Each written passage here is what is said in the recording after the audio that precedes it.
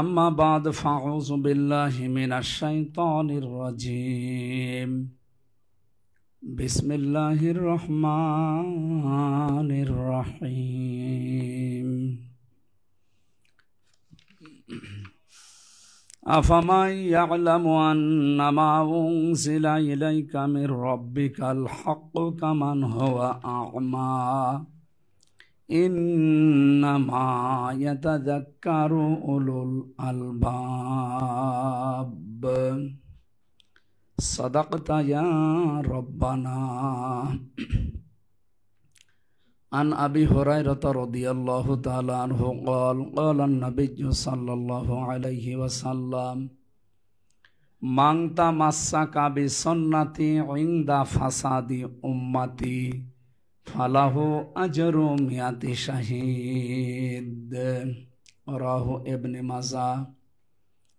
وقال تعالى في شأن رسوله وما زادهم إلا إيمانا وتسليما اللهم صل على محمد وآله وصحبه وبارك وسلم. الحمد لله। রাউসান club Chittagong কর্তৃক আয়োজিত মাসিক ধারাবাহিক মহাবিশ্বের মহাবিশ্বয় আমাদের মালিক আমাদের মনিব মহান রব্বুল ইজ্জাত আল জালাল তার মুখের বাণী কোরআনে কারীম। কোরআন কেন্দ্রিক আলোচনায় যদিও একটা নির্দিষ্ট বিষয়ের উপরে কথা বলার জন্য আমাকে বলা হয়েছে, কিন্তু আমরা কোরআন দিয়ে কথা বলবো। মান ক্বালা বিহি সাদাকা, নবীজি বলেন যারা কোরআন দিয়ে কথা বলে এরা সত্য কথা বলে। এখন প্রশ্ন আসতে পারে, এদেশে ইসলামের নাম নিয়ে যারাই কথা বলে তারা তো কোরআন দিয়েই বলে নাকি? এরপরও এত দল এত মত কেন? আমি নাম নিলাম না, চট্টগ্রামে কি ফরিদপুরের এক জায়গায় গিয়েছিলাম। আসরের নামাজ আদায় করার পর ইমাম সাহেব ঘুরে বসলেন। অনেক কোরআনে কারীম থেকে একটা আয়াত তেলাওয়াত করার পরে অর্থ বললেন, ইয়া আইয়ুহাল্লাযীনা আমানুত্তাকুল্লাহা ওয়াবতাগু ইলাইহিল ওয়াসিলা ওয়াজাহিদু ফি সাবিলিহি লাআল্লাকুম তুফলিহুন। এই আয়াতটা পড়ার পরে বাংলা অর্থ করলেন, হে ঈমানদারেরা আল্লাহকে ভয় করো, আল্লাহ পর্যন্ত পৌঁছাতে হলে তোমাদেরকে একটা ওসিলা তালাশ করা লাগবে। সেই ওসিলা হচ্ছে এই যে পেছনে যিনি শুয়ে আছেন এই পীর সাহেব। যে যা বললাম এতটুকু পর্যন্ত বলার পরে এর পরের শব্দ উনি আর বললেন না। এ পর্যন্ত কি কোরআন দিয়ে কথা বলার পরে কি বুঝলেন? অনেকেই নাউজুবিল্লাহ অলরেডি বলে ফেলেছেন, অথচ আপনার কোরআন নিয়ে ওইরকম গভীর বিষয় আপনারা জাননি। আমি আমার ছোটবেলা থেকে কোরআনের উপরে আছি ইনশাআল্লাহ, কারণ আমার কোরআনের উপরে হাফেজি পড়তে 6 মাসের কিছুদিন বেশি লেগেছিল। এরপরে কওমি মাদ্রাসায় কোরআন কেন্দ্রিক ছিল, আলিয়া মাদ্রাসায় কোরআন কেন্দ্রিক ছিল, বিশ্ববিদ্যালয়ে আমার তাফসিরে অনার্স মাস্টার্স, সব কোরআনের উপরে। আয়াত শোনার পরে বাংলা অর্থ শুনে আমি যা বুঝলাম, এখানে ওসিলা শব্দের ব্যাখ্যা উনি প্রথম বললেন যে ওসিলা তালাশ করো আল্লাহকে পাওয়ার জন্য, আর এই ওসিলা হচ্ছে এই জিনিস হয়ে আছে এই পীর সাহেব বা আল্লাহর ওলি। যে অর্থ হয়েছে, কথা কি দিয়ে বলেছে বলেন? নবীজি কি বললেন? মান ক্বালা বিহি সাদাকা, যারা কোরআন দিয়ে কথা বলে এরা কি বলে? এই কথা কি সত্য হয়েছে? ব্যাখ্যাটা হয়েছে কিন্তু মন গড়া। আবহমান কাল থেকে বিশ্বনবী মুহাম্মদ রাসূলুল্লাহ থেকে শুরু করে আজ পর্যন্ত যারা তাফসির লিখেছে, যদিও হক আদায় করতে কিয়ামতের আগে কেউ পারবে না। পারবে? কোরআনের তাফসির লিখে হক আদায় করা সম্ভব না। মানুষ তো মানুষ, তাম পৃথিবীর মানুষ আর জিন এক হয়ে দুনিয়ায় যত সাগর নগর আছে সব যদি কালি বানিয়ে পৃথিবীর গাছগুলোকে কলম বানিয়ে লিখতে আরম্ভ করে, কিয়ামত এসে যাবে, কোরআনের কোনো শব্দের ব্যাখ্যা লিখে শেষ হবে না। তো এইটা এই ১৫০০ বছরে তাফসির লিখে ব্যাখ্যা লিখে আপনি হক আদায় করে ফেলবেন, এটা কখনো সম্ভব না। তাহলে উনি যে ব্যাখ্যা করলেন এটা ১৫০০ বছরে যারা করেছে তাদের ব্যাখ্যা হয়নি, মন গড়া ব্যাখ্যা হয়েছে। ওসিলা শব্দের ব্যাখ্যায় আমরা দুইটা শব্দ বেশি পেয়েছি। এক নম্বরে ওসিলা মানে নেক কাজ, ওসিলা মানে কি? দুই নম্বরে ওসিলা মানে নবীর সম্মান। তাফসির যত আমি পড়েছি, প্রায় 42টার উপরে এখন তাফসির আছে এদেশে, ইংরেজি সহ। প্রত্যেকটা মুফাসসির ওসিলা শব্দের ব্যাখ্যায় এই দুইটা আগে নিয়ে এসেছেন। ওসিলা মানে জীবনের নেক কাজ। আপনি যদি আল্লাহর কাছে কিছু পেতে চান, ক্ষমা পেতে চান, তাহলে আপনার জীবনের নেক কাজ যেটা, ওইটা দিয়ে ওসিলা তৈরি করে আপনি ক্ষমা চান বা কিছু চান। আমাদের চট্টগ্রামের একজন আলেম কিছুদিন আগে যে আল্লাহর ওলির এক মাজারে গিয়ে ওসিলা দিয়ে যে দোয়া করিস, এটা তো ভাইরাল হয়ে গেছে সারা দেশে। চট্টগ্রাম যদি পৃথিবীর কোনো দেশ নাও চিনত, এই আলেমের কারণে আমার মনে হয় আল্লাহ চিনিয়ে দিয়েছে। এটা কি চেনানোটা তো ভালো হয়নি, চেনানোটা উল্টা দিকে গিয়েছে। ওসিলা দিয়ে আপনি দোয়া করবেন আপনার জীবনের নেক কাজ যেটা আল্লাহর ভয়ে করেছিলেন, এইটাই হাদিস দ্বারা, কোরআন দ্বারা প্রমাণিত। বিশ্বনবী যেটা সাহাবা একরামকে শুনিয়েছিলেন ফজরের নামাজের পরে, ওই যে পাহাড়ির যে 3 জন যুবকের কথা, সে জন্মের পর থেকে আমরা শুনি। এটা কারা? ওরা যে দোয়া করেছিলেন কি দিয়ে? কোন পীর সাহেবের জীবনী দিয়ে? কোন আল্লাহর ওলির ওসিলা দিয়ে? কি দিয়ে? নেক কাজ দিয়ে। নিজের জীবনের নেক কাজ যেটা আল্লাহর জন্য করেছিলেন, আল্লাহর ভয়ে, ওইটা দিয়ে দোয়া করার কারণে ওসিলা তালাশ করে আল্লাহ তাদের বিপদ থেকে বাঁচিয়েছেন। আল্লাহ পর্যন্ত পৌঁছাতে হলে জীবনের নেক কাজ যেটা আল্লাহর ভয়ে করেছিলেন, হাল্লাকা সিররুন ইনদাল্লাহ, এমন কিছু আছে গোপনে যেটা আল্লাহ বাদে আর তুমি বাদে কেউ জানে না, এইরকম কিছু দিয়ে দোয়া করে আপনি ওসিলা তালাশ করবেন, তাহলে জীবনের নেক কাজ। 2 নম্বরে নবীর সম্মান দিয়ে। কার সম্মান? উনি যে ব্যাখ্যাটা করছিলেন, তাহলে কোরআনের তাফসিরের সাথে হাদিসের সাথে মিল নেই, বানানো ব্যাখ্যা। এখান থেকে আজকে সিদ্ধান্ত নিয়ে যাবেন যে আমরা কথা শুনতে হলে কোরআনের কথা শুনবো, আর এটা শোনার জন্য আমারও যোগ্যতা লাগবে। আমি যদি একেবারে হই, তাহলে কোরআনের কথা শোনার পরে ওই যে ওই সমস্ত আলেমদের মতোই মনে হবে যে ও কোরআন দিয়ে বলছে, এ সত্য, কথাই সত্য না। কথা শুনতে হলে আমার ভেতরে কিছু যোগ্যতা অর্জন করা দরকার। এই জন্যই তো পৃথিবীর প্রথম ফরজ আল্লাহ দিয়েছেন ইকরা, যে পড়ো। পড়া, কোরআন শরীফের ভেতরে 3টা শব্দ আমরা পাই কোরআন পড়ার ব্যাপারে, কারা, রাতালা, তালাওয়া। অভিধান দেখবেন এই 3টা শব্দের ব্যাখ্যায় লেখা আছে কোরআন এই কারা, রাতালা, তালাওয়ানা, শুদ্ধ করে পড়া, এটা বোঝার চেষ্টা করা। যতটুকু বুঝবেন অতটুকু দুনিয়ার জীবনে প্র্যাকটিক্যালে মানবেন। 4 নম্বরে এটা মানুষ যেন মানতে পারে, ওই পরিবেশ তৈরি করে দেবে। আমার কথা যেটা আমি বোঝাতে চাই, আমরা কোরআন দিয়ে কথা বলি বা কোরআন দিয়ে কথা আমরা শুনতে চাই, কিন্তু কথাটা হওয়া লাগবে আসলেই কোরআন দিয়ে, আমার মন মতো যেন না হয়। ওয়াইদা সামিউ মা উনজিলা ইলার রাসূলি তারা আ'য়ুনাহুম তাফিদু মিনাদ দাম'i মিম্মা আরাফু মিনাল হক।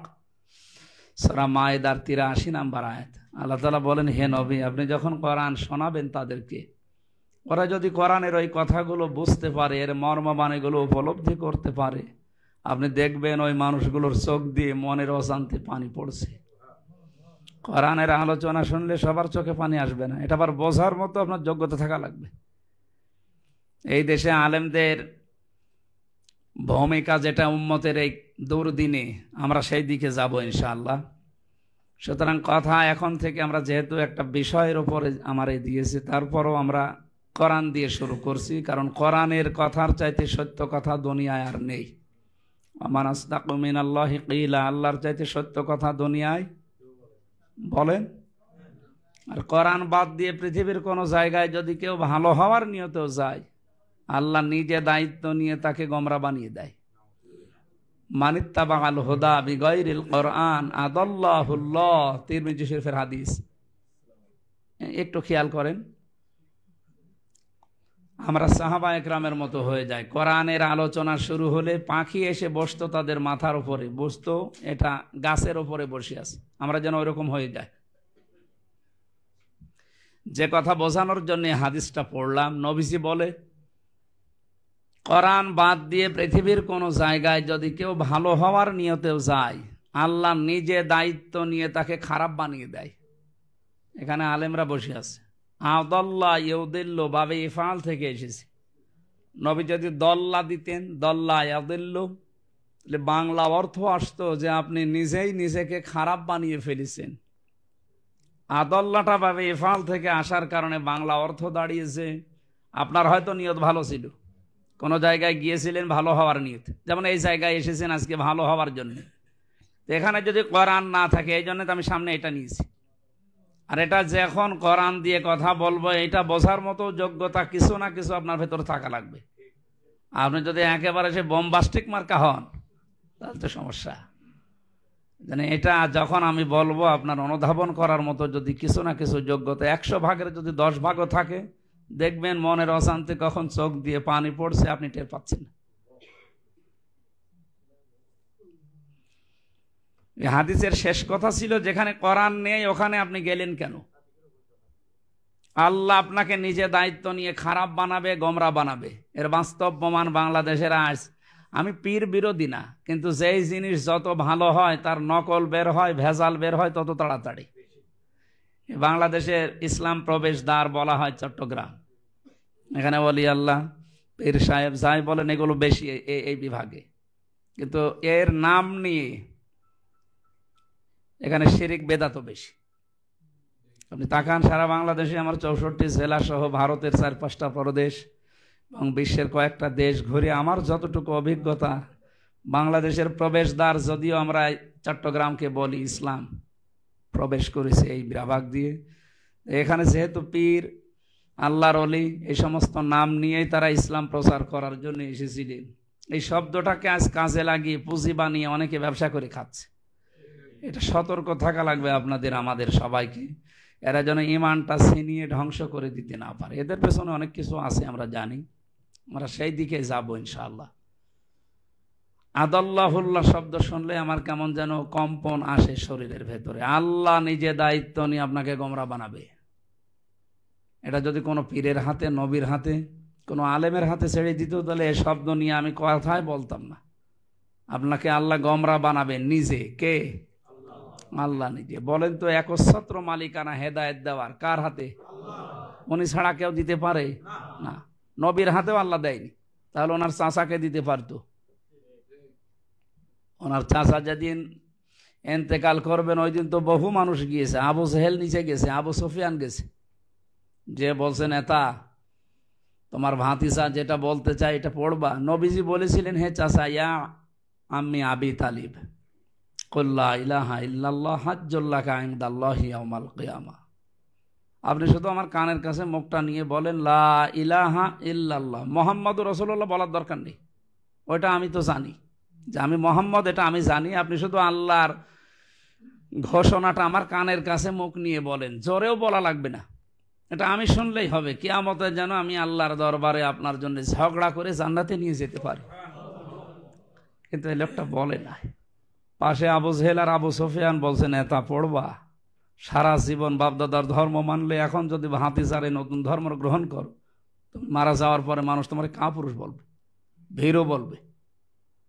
বলছে ঠিক আছে। নবীজিকে বললেন, ভাতিজা তোমাকে আমি ভালোবাসি, কিন্তু এটা আমি পড়তে পারলাম। এটা পড়লে মানুষ আমি মারা যাওয়ার পরে বদনাম ছড়াবে যে আমি কাপুরুষ ছিলাম, ভীরু ছিলাম। তুমি আমারে মাফ করে দিও। মাফ করার মালিক কে বলেন তো? নবীজির কাছে মাফ চাইলে হবে? নবীজি মন খারাপ করলেন, সঙ্গে সঙ্গে সূরা কাসাসের 56 নম্বর আয়াত নাজিল হয়েছে, ইন্নাকা লা তাহদি মান আহবাবতা ওয়ালাকিন্নাল্লাহা ইয়াহদি মান ইয়াশা ওয়া হুয়া আ'লামু বিল মুহতাদিন। হে নবী, আপনি মন খারাপ করেন কেন? হেদায়েত তার আপনার হাতে দেয়নি যে আপনি যাকে ইচ্ছা তাকে দিয়ে দেবেন। এটা আপনার চাচা, আমি তো জানি। এ সারা জীবন আপনাকে কোলে নিয়ে, কাকে নিয়ে মানুষ করেছে, আমি দেখেছি। লালন পালন করেছে, নিজের সন্তান আলীর চাইতে আপনাকে বেশি ভালোবাসে।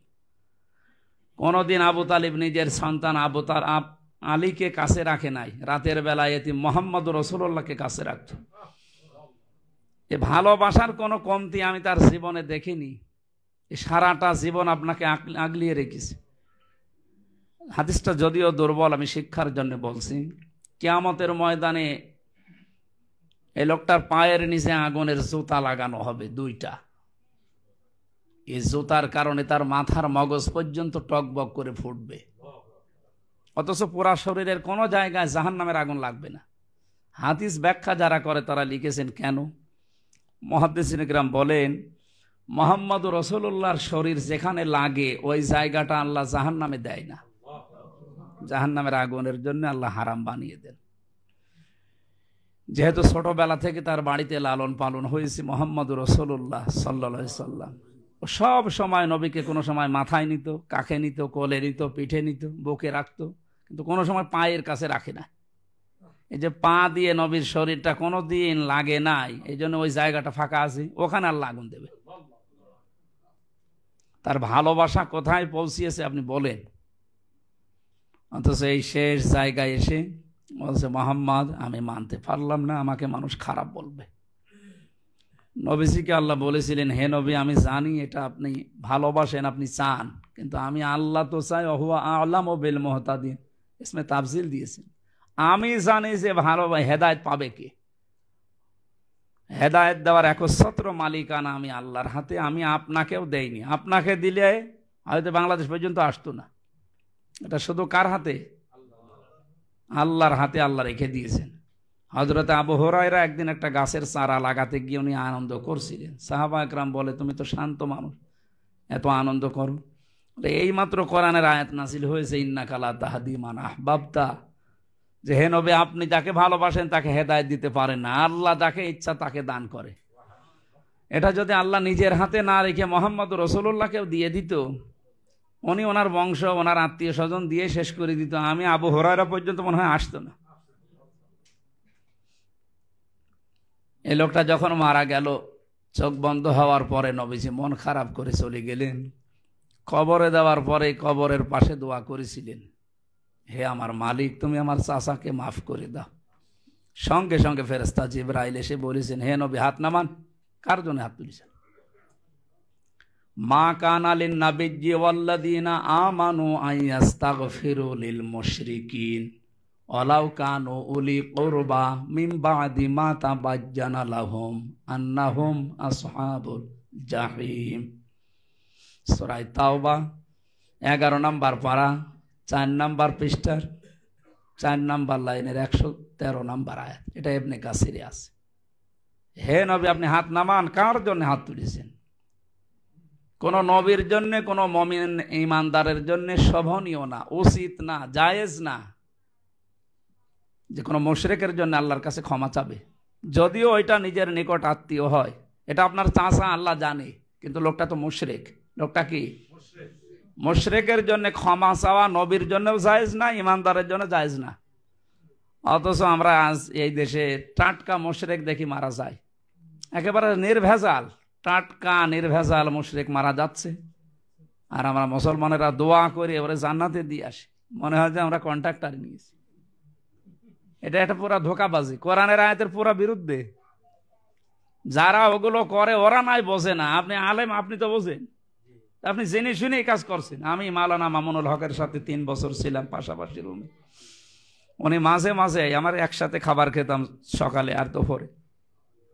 আমার মনে হয় প্রায় প্রতিদিনই এই কথা আমার শোনাতেন। হামজা, বাইরে যদি যেতে পারি অন্তত আর যাই করি, কোনো কাফের মুশরিকের জানাজার নামাজে যাব না, পড়াবো না।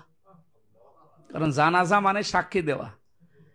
নবীজি যদি তার চাচার জন্য সাক্ষী দিয়ে তার হাত আল্লাহ ফেরত দিয়ে দেয়, তা আমি মামুনুল হক হামজার কোনো গোনার ভেতরে আছে? আমরা ধোকা দিয়ে মানুষকে বোকা বানিয়ে মনে করি না আমরা দোয়া করলে ওরা তো মনে করে হ্যাঁ বড় হুজুর যখন। সম্মানিত ভাইরা, এই ধোকাবাজি বন্ধ করা দরকার আমাদের। বিশ্বনবী মুহাম্মদুর রাসূলুল্লাহ সাল্লাল্লাহু আলাইহি সাল্লাম এর পরেও তিনি চাচা আবু তালিবের জন্য মন খারাপ করতেন মাঝে মাঝে। আল্লাহ বলেন না, মুশরিকের জন্য ক্ষমা চাওয়া দোয়া করা জায়েজ নেই। ওয়ালা তুসাল্লি আলা আহাদিম মিনহুম মাতা আবাদা ওয়ালা তাকুম আলা কবরি। এটা সূরা তাওবার সূরা 80 নম্বর আয়াতের প্রথম অংশে আছে। হে নবী আপনি ওর জন্য দোয়া করা দূরের কথা, ওর কবরের পাশেও দাঁড়াবেন না। আজ এগুলো এই শক্তভাবে আল্লাহ যে ফরসে জানিয়েছেন, এভাবে যদি আমরা তুলে ধরতে পারতাম, আমার মনে হয় জাতির ভেতরে একটা বিপ্লব আসতো। যে অন্তত আমার জন্য যদি আমির হামজা না, কাবার ইমামও দোয়া করে কাজ হবে না, কারণ নবীর দোয়া আল্লাহ ফেরত দিয়েছে। সুতরাং জীবন আমার পাল্টানো দরকার। আমরা ফিরে আসার চেষ্টা করতাম, কিন্তু কিছু নামধারী আলেমের কারণে এরা এমন এমন হাওয়া দেয়, হাওয়ায় আমরা ফুলে মনে করি কি হনুরে। আমাদের জীবনটা ধ্বংসের পেছনে এনাদেরও হাত আছে। আল্লাহ আমাদের হেফাজত করুন, আমিন।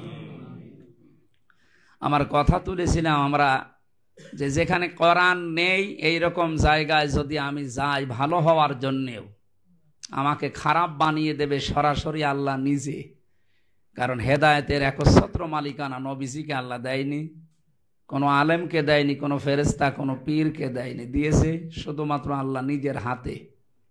এই হাদিসের আদাল্লাহুল্লাহ শব্দের ব্যাখ্যা শুনলে আমার ভয় লাগে। এই কারণে কোরআন যেখানে নেই, এখানে আপনি বুঝে যান আর না বুঝে যান, ভালো হওয়ার নিয়তে যান আর না যান, গেলেই আপনাকে খারাপ বানাবে কে? আজকের এই ময়দানে যদিও ছোট্ট পরিসরে আমরা এই সিদ্ধান্ত নিয়ে বাড়ি যেতে পারি না নবীর এই হাদিসকে সামনে রেখে, না এই কথার উপরে কোনো ভেজাল আছে? না, নেই। 100% সত্য কথা, নবীর কথা। সুতরাং বিশ্বাস করে আপনি এই সিদ্ধান্ত নিতে পারেন, যেখানে কোরআন নেই, যেখানে কোরআনের কর্মসূচি চলে না, ওই রকম দলে, ওই রকম পীরের দরবারে আমি আজকে থেকে আর নেই। এটা কি এই করিডর পর্যন্ত থাকবে না বাইরে যাবে? আমার তো মনে হয় এটা যদি আমরা বাইরে নিতে পারি তাহলে এই আলোচনা আজকে সাকসেস। মন থেকে আপনি সিদ্ধান্ত নিতে পারেন, যেখানে কোরআন নেই ওই রকম দরবার যদি আমার বাবাও গঠন করে, ও দরবারে আমি আর নেই। কারণ ওখানে গেলে আমি ভালো হওয়ার নিয়ে তো গেলেও আমাকে খারাপ বানাবে কে? এটাতে খারাপ বানায় তার বাস্তব উদাহরণ তো আমরা দেখতেই পাই। আমার কুষ্টিয়ার লালনের মাজার, মানুষ কিন্তু আপনাদের এলাকা থেকেও যায়, ভালো হওয়ার নিয়েতে যায়। লোকটা কি ছিল সেটা আল্লাহ জানে আর লোকটা জানে, কারণ 194 না কত বছর পার হয়ে গেছে, তা আমরা জানবো কি করি? সেই লোকটা যাই থাক, সেখানে যে কাজকর্মগুলো এখন হচ্ছে, এ কয়েক বাড়ি পরে আমার বাড়ি, বাস্তব যেটা আমরা দেখি, এখানে কোরআনের নিয়ম নীতি নেই। সারা দেশ মিলে আপনি যেই কয় মন গাঁজা না পাবেন, ওখানে গেলে তার চাইতে বেশি পাবেন। পুলিশ পাহারা দিয়ে গাঁজা খাওয়ায়, খা, কোনো অসুবিধা নেই। তো এই জায়গায় বলেন কোরআনের হাদিসের কোনো নিয়ম নীতি ওখানে চলতে দূরের কথা, বলতেও দেয় না। প্রকাশ্য শিরিক চলছে, ওর মাজারে শিরিক সেজদা দিচ্ছে। লা তাত্তাখিজুল কুবুর মাসাজিদা, কবরকে সেজদার জায়গা বানিও না। এই কথাটা আমি বানালাম? বলেন বলেন, নবীজির কথা, কবরকে সেজদার জায়গা বানিও না। অথচ আজ হাজারো কবরকে সেজদা দেওয়ার জন্য সিস্টেম বানিয়ে রেখেছে। নবীর এই কথাকে পুরা উল্টিয়ে যারা বিভিন্ন কাজকর্ম করে ব্যবসার চালিয়ে যাচ্ছেন, তাদেরকে তো সতর্ক হওয়া লাগবে। আর আমরাও যেন সতর্ক হতে পারি, কারণ যে লোকটা কবরে আছে সে যেই হোক, ও বড় বিপদে আছে, ও আমাদের দোয়ার অপেক্ষায় আছে। আর আমরা যদি তার কাছে চাই, এমন এমন আল্লাহর ওলির কাছে সে চাওয়া হয় যে ওলি আমার ভাষাও বোঝে না, ও যদি জীবিতও থাকে ও তো আমার ভাষা বোঝে না। সিলেটে আপনারা যান, বিভিন্ন মানুষ সে যে দোয়া করেন, ওনার কাছে জিনিসপত্র চান, তো ওনার ভাষাতে আপনার মতো না, ওনার ভাষা তো ছিল আরবি। আপনি যতই বাংলায় দোয়া করেন, আপনি সিলেটি ভাষায় দেন আর চট্টগ্রামের ভাষায় দেন, উনি বুঝবে। আর বুঝলেও তো কিছু দিতে পারবে না, কারণ কবরে যে লোকটা আছে, সাগরে যেমন মানুষ পড়ে থাকে ওই রকম অবস্থায় আছে। কিছু করলে, কিছু দোয়া করলে ওনার কাছে আল্লাহ পৌঁছায়, শান্তির ব্যবস্থা করে। এই বিশ্বাসগুলো আমাদেরকে ভেতরে প্রতিষ্ঠিত করার জন্য চেষ্টা চালায় অনেক আলেমরা, কিন্তু তাদেরকে আজ খারাপ ভাবা হয়। তাহলে আমি আবার রিপিট করছি, আদাল্লাহুল্লাহ শব্দ থেকে, যেখানে কোরআন নেই, সে দলে কোরআন নেই, কোরআনের কর্মসূচি চলে না, ওই দলের প্রতিষ্ঠাতা যদি আমার বাবাও হয়, আমি ও দলে আর নেই। এটা একটু আসতে বলেন। না না, এটা সমস্যা আছে, এটা জোরে বললে তো 3 বছর ছিলাম, আবার 6 বছর হয়ে যেতে পারে। এই জন্য এটা একটু আসতে বলেন, যেন বাইরে না যায়। আপনি মেনে নিতে পারলে আমি সাকসেস, আলহামদুলিল্লাহ। সুতরাং আমি যে কথা দিয়ে শুরু করেছিলাম, কোরআন দিয়ে কথা বললেই নবীজি বলেন সে সত্য কথা বলে, কিন্তু কথা হওয়া লাগবে কোরআন দিয়ে। কি দিয়ে? কোরআনের আয়াত পড়ার পরে এমন এমন কথা আমরা এমন এমন কথা বলি যেগুলো আসলে কোরআনে ওই কথা নেই, সব বানিয়ে বানিয়ে পীরের নামে, আল্লাহর ওলিদের নাম নিয়ে। আল্লাহ আমাদের হেফাজত করুন, আমিন। সুতরাং আজকের এই মহতিপূর্ণ অনুষ্ঠানের সম্মানিত সভাপতি, বিশিষ্ট চিকিৎসাবিদ, শ্রদ্ধাভাজন ব্যক্তিত্ব, আমি স্যারকে আজকে দেখলাম, ডাক্তার ওমর ফারুক, আতালাল্লাহু আমরাহু ওয়া বারাকাল্লাহু ফি হায়াতি, আমিন। এখানে শ্রদ্ধাভাজন আরও ব্যক্তিবর্গ বসে আছে যারা মাওলানা তৌহিদুল ইসলাম, ডক্টর আমিনুল ইসলাম সহ নাম না জানার সামনে যারা সর্বজন শ্রদ্ধাভাজন ব্যক্তিবর্গ, এই সমাজের যারা শ্রদ্ধাভাজন তারা এসেছেন, আমরা জানি, চেহারা দেখলে আমরা বুঝি। আল্লাহ এই সম্মান মর্যাদা শুধু দুনিয়া না, ওয়ারাফা'না লাকা যিকরাক, এটা যেন দুনিয়া আখিরাতে টিকিয়ে রাখেন। এই চট্টগ্রামে আসলে কোরআনের জন্য আমাকে ভালোবাসে আমার জাহিদ ভাই, বাইতুল শরফের সামনে ওনার বাড়ি, আলহাজ জাহিদুল ইসলাম জাহিদ ভাই। আল্লাহর জন্য আমিও তাকে ভালোবাসি। মান আহাব্বা লিল্লাহি ওয়া আবগাদা লিল্লাহি ওয়া আতাআ লিল্লাহি ওয়া মানাআ লিল্লাহ ফাকাদ ইসতাকমালাল ঈমান। এই হাদিসটা আমি সে জন্মের পর থেকেই, মানে বয়স হওয়ার পর থেকে শুনি, কিন্তু এর ভেতরে যে এত কিছু আছে, আল্লাহর নবীর কথা ছিল ছোট ছোট, এর ভেতরে এত কথা যে লুকিয়ে থাকে। মান আহাব্বা লিল্লাহ, আপনি কাউকে ভালোবাসলে আল্লাহর জন্য বাসবেন। এইটা যে বাস্তবে নিয়ে যাওয়া, ঠিক বললাম, কত কঠিন, অনেক কঠিন। আল্লাহর জন্য কাউকে ভালোবাসা অনেক কঠিন, আল্লাহর জন্য কাউকে ঘৃণা করা এটাও কঠিন। কিছু যদি কাউকে দেয়, আমি দান করি, এটাও যেন আমার আল্লাহর জন্য হয়। কাউকে যদি আমি ঘৃণা করি, বিরত থাকি দান করা থেকে, কিছু দেওয়া থেকে, এটাও যেন আল্লাহর জন্য হয়। নবীজি বলেন ফাকাদ ইসতাকমালাল ঈমান, সে যেন তার ঈমানকে পরিপূর্ণ করে নিল। আল্লাহ এই হাদিসটা আমি সহ যারা এখানে আসলাম, এটা যেহেতু রেকর্ড হচ্ছে, কালকে সারা দেশে ছড়িয়ে যাবে। পৃথিবীর এখন 175 কোটি মুসলিমকে এটা যেন মেনে নেওয়ার তৌফিক আল্লাহ দান করেন, আমিন। দরুদ আর সালাম পড়ছি আমাদের নবী মুহাম্মদ রাসূলুল্লাহ সাল্লাল্লাহু আলাইহি ওয়াসাল্লামের প্রতি। সম্মানিত ভাইরা, স্থান কাল পাত্র ভেদে কথা বলা দরকার। যদিও ওম্মার এই দরদিনে আলেমদের করণীয় আপনি দিয়েছেন, কিন্তু আপনাদের চট্টগ্রাম বিভাগ নিয়ে কয়েকদিন আগে প্রধানমন্ত্রী শেখ হাসিনা যে আশঙ্কা পেশ করেছেন আপনারা শুনেছেন। ওনার শেষের 5টা কথার ভেতরে কয়েকটা কথা খুবই মারাত্মক ছিল। চট্টগ্রামের কিছু অঞ্চল এবং মায়ানমারের কিছু জায়গা নিয়ে একটা নীরব বিপ্লব চলছে, নীরব আন্দোলন চলছে খ্রিস্টান স্বাধীন রাষ্ট্র ঘোষণা দেওয়ার জন্য। এই যে ইন্দোনেশিয়ার পূর্ব তৈমুর এবং দক্ষিণ সুদানকে যেভাবে ঘোষণা দিয়ে দিয়েছে খ্রিস্টান স্বাধীন রাষ্ট্র বলে, পৃথিবীতে 228টার উপরে রাষ্ট্র আছে স্বাধীন প্রধীন মিলিয়ে, আমরা মাত্র 57টা, আর ফিলিস্তিন যদি স্বাধীন হয় এ মিলে 58টা। 228টার কাছে 58টা কিছুই না।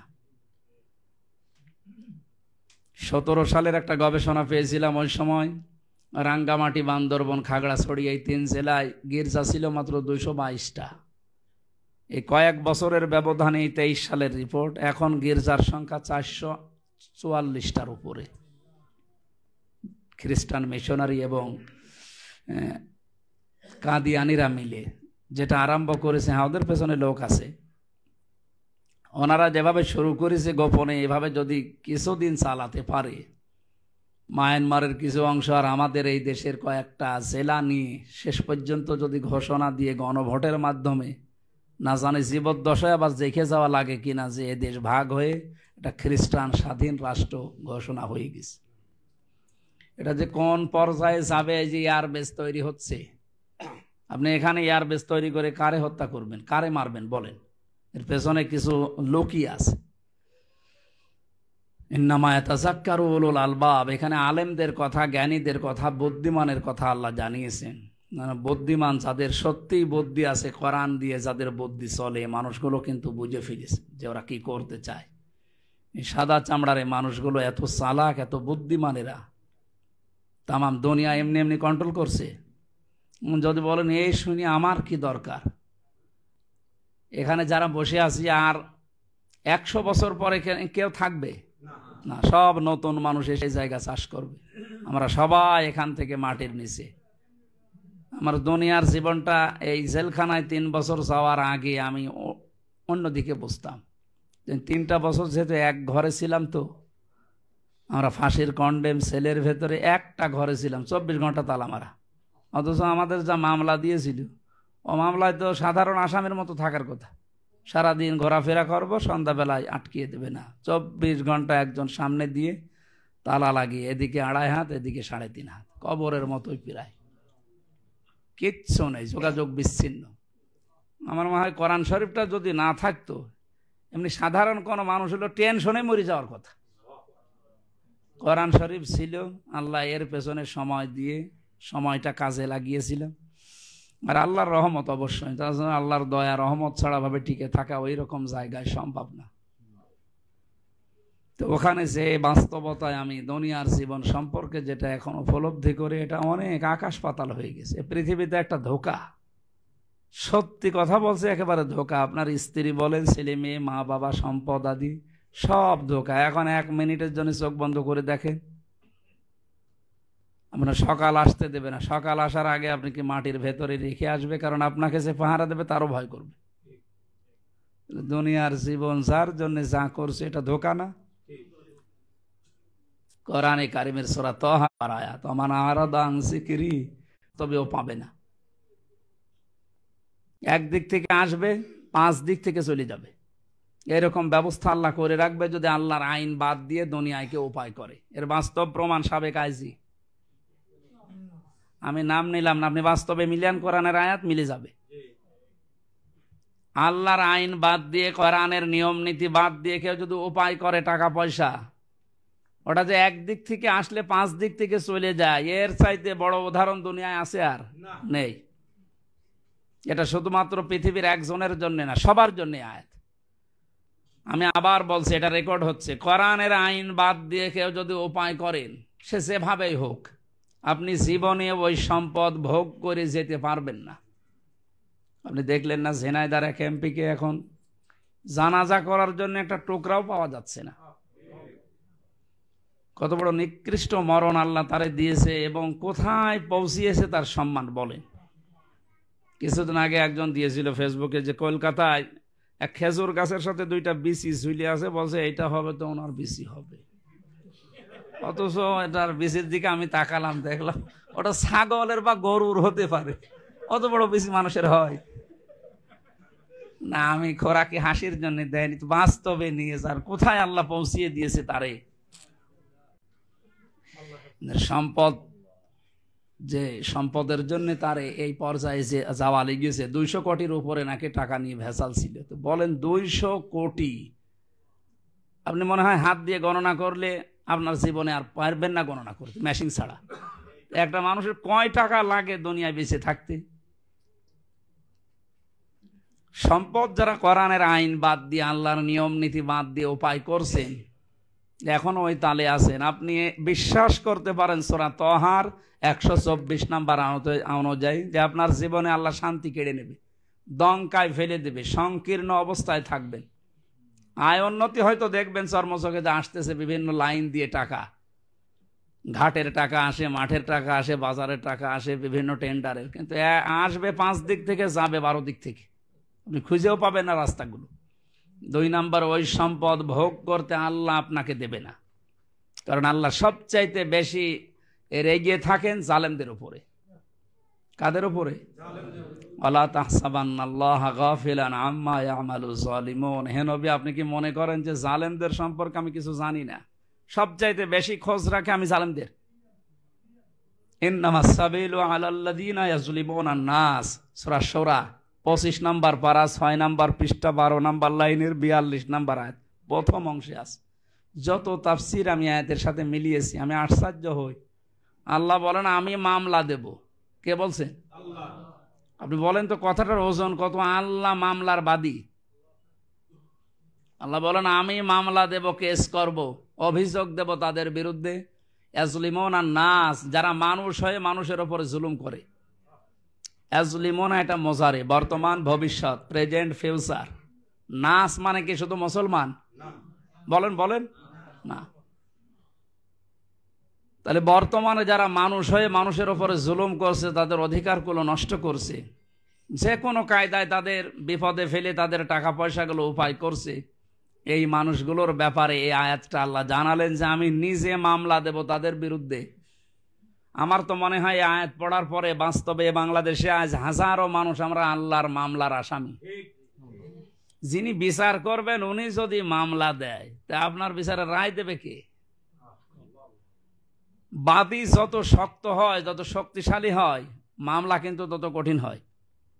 আমার বাদী যেহেতু ছিল রাষ্ট্র, আমার বাদী যদি কোনো সলিমদ্দি হতো, ওরে টাকা পয়সা দিয়ে হোক যেভাবে হোক কন্ট্রোল করে আমি 2-4 দিনে বের হয়ে চলে আসতাম। মামলা তো সিএমএম কোর্ট, জজ কোর্ট, হাইকোর্ট মিলিয়ে কম তুলিনি, 40-42 বার মামলা তোলা হয়েছে, কিন্তু হবে না তো। কারণ মামলার বাদী তো আর এনার মতো দুর্বল মানুষ না, মামলার বাদী সরাসরি রাষ্ট্র, কারণ ওখান থেকে সিগন্যাল আসা লাগবে এরপরে। মামলার বাদী যত বড় হয়, শক্তিশালী হয়, ওটা তত কঠিন হয় জামিন পাওয়া। আল্লাহ বলেন আমি নিজে মামলার বাদী। কাদের? যারা মানুষ হয়ে মানুষের উপরে জুলুম করছে এবং করবে। আল্লাহ মামলার বাদী হলে এদেশের 100 জনের 95 জনের বিরুদ্ধে আল্লাহর মামলা। আমার যতটুকু কোরআন হাদিস গবেষণায় লিপ্ত আছি আমি তাই দেখতে পাচ্ছি, আমরা নিজেরাও।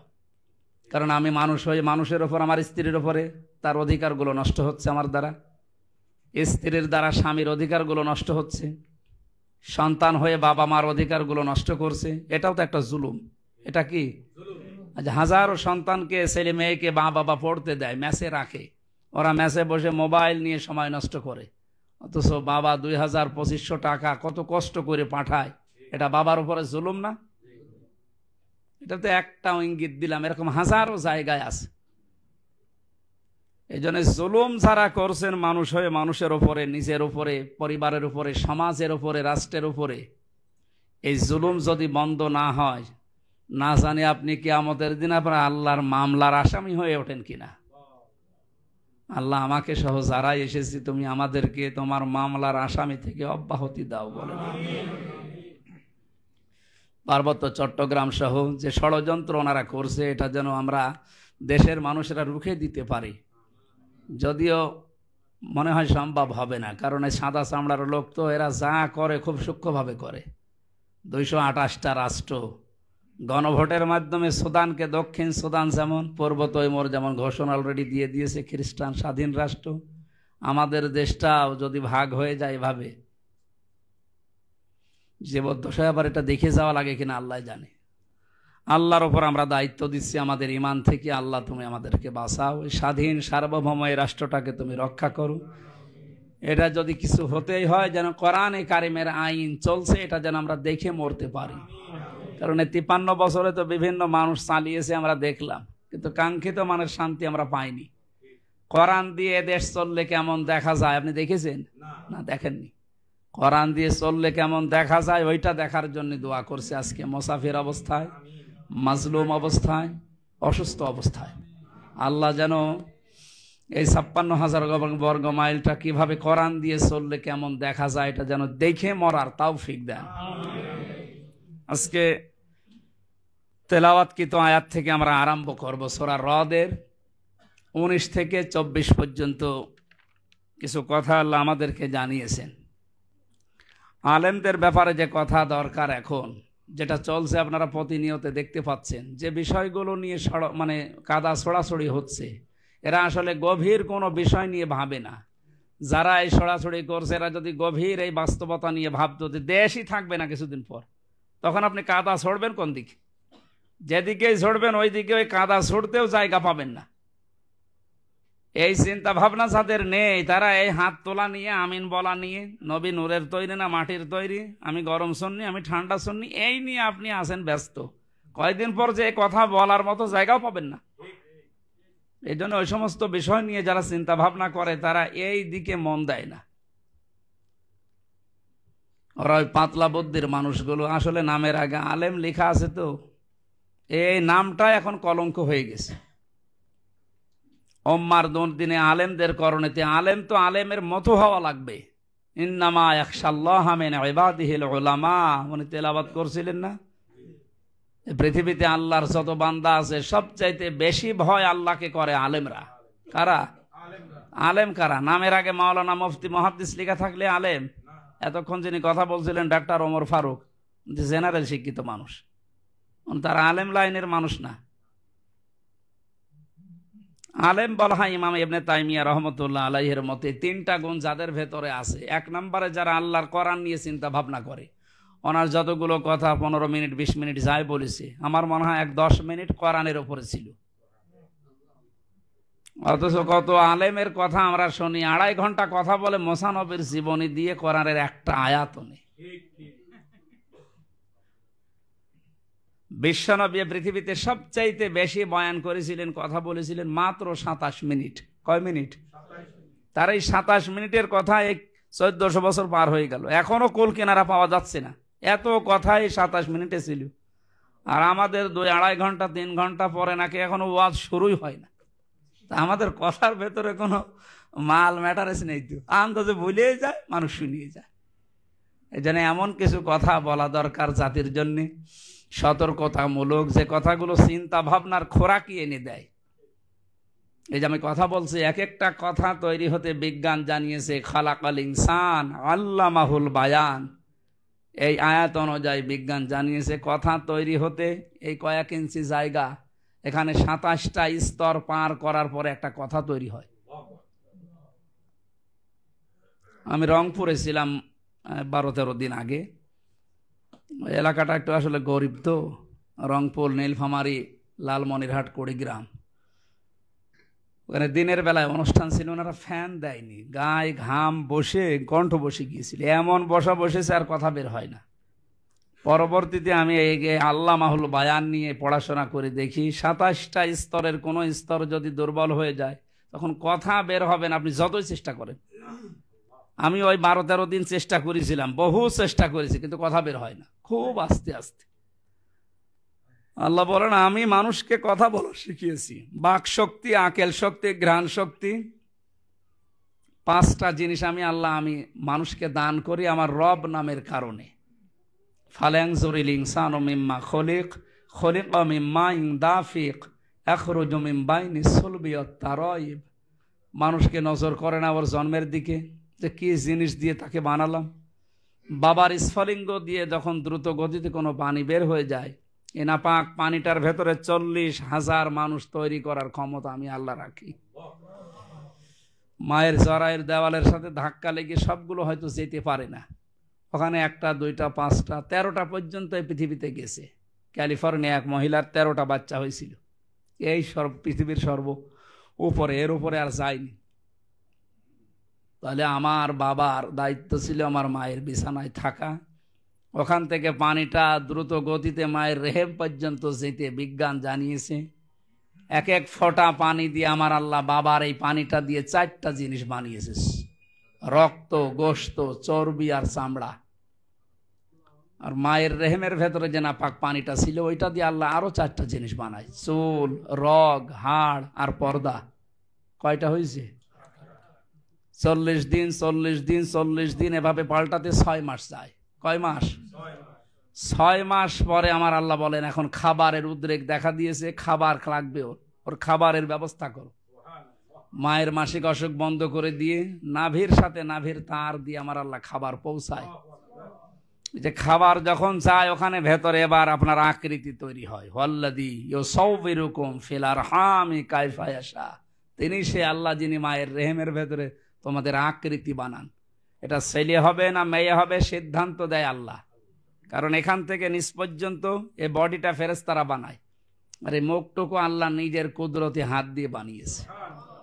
এটার আকৃতি কারো হাতে আল্লাহ দেয়নি, এই জন্য মানুষের চেহারা এত সুন্দর, কালো হলেও চেহারা সুন্দর। লাকাদ খালাকনাল ইনসানা ফি আহসানি তাকওয়িম, অবশ্যই আমি আল্লাহ মানুষকে সবচাইতে সুন্দর আকৃতি দুনিয়ায় দিয়েছি।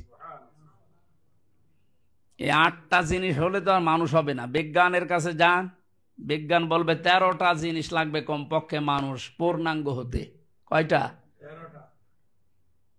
এটা আছে সূরা নাহাল 14 নম্বর পারা 14 নম্বর পৃষ্ঠা 13 নম্বর লাইনের 78 নম্বর আয়াতের প্রথম মাঝের অংশে আছে, ওয়াজাআলা লাকুমুস সামআ ওয়াল আবসারা ওয়াল আফইদা ইলা আখিরি আয়া। শ্রবণ শক্তি, দর্শন শক্তি, বাক শক্তি, আকেল শক্তি আর ঘ্রাণ শক্তি, এই 5টা জিনিস আমি আল্লাহ নিজে দান করি। বিজ্ঞান জানিয়েছে যদি আল্লাহ একটাও কম দিত আপনি আসতেন দুনিয়ায়, কিন্তু পূর্ণাঙ্গ হয়ে না। যদি বাক শক্তি না দিত বোবা হয়ে আসতেন, যদি আকেল শক্তি না দিত পাগল হয়ে আসতেন। পাগল আসে না? একটা বার যদি মানুষ চিন্তা করতো যে আল্লাহ এই 5টার ভেতরে একটা কম দিলে আমাকে আর মানুষ আমির হামজা বলতো না। আমার যদি দর্শন শক্তি না থাকতো মানুষ বলতো কানা। কি বলতো? যদি আমার শ্রবণ শক্তি না থাকতো মানুষ বলতো কালা।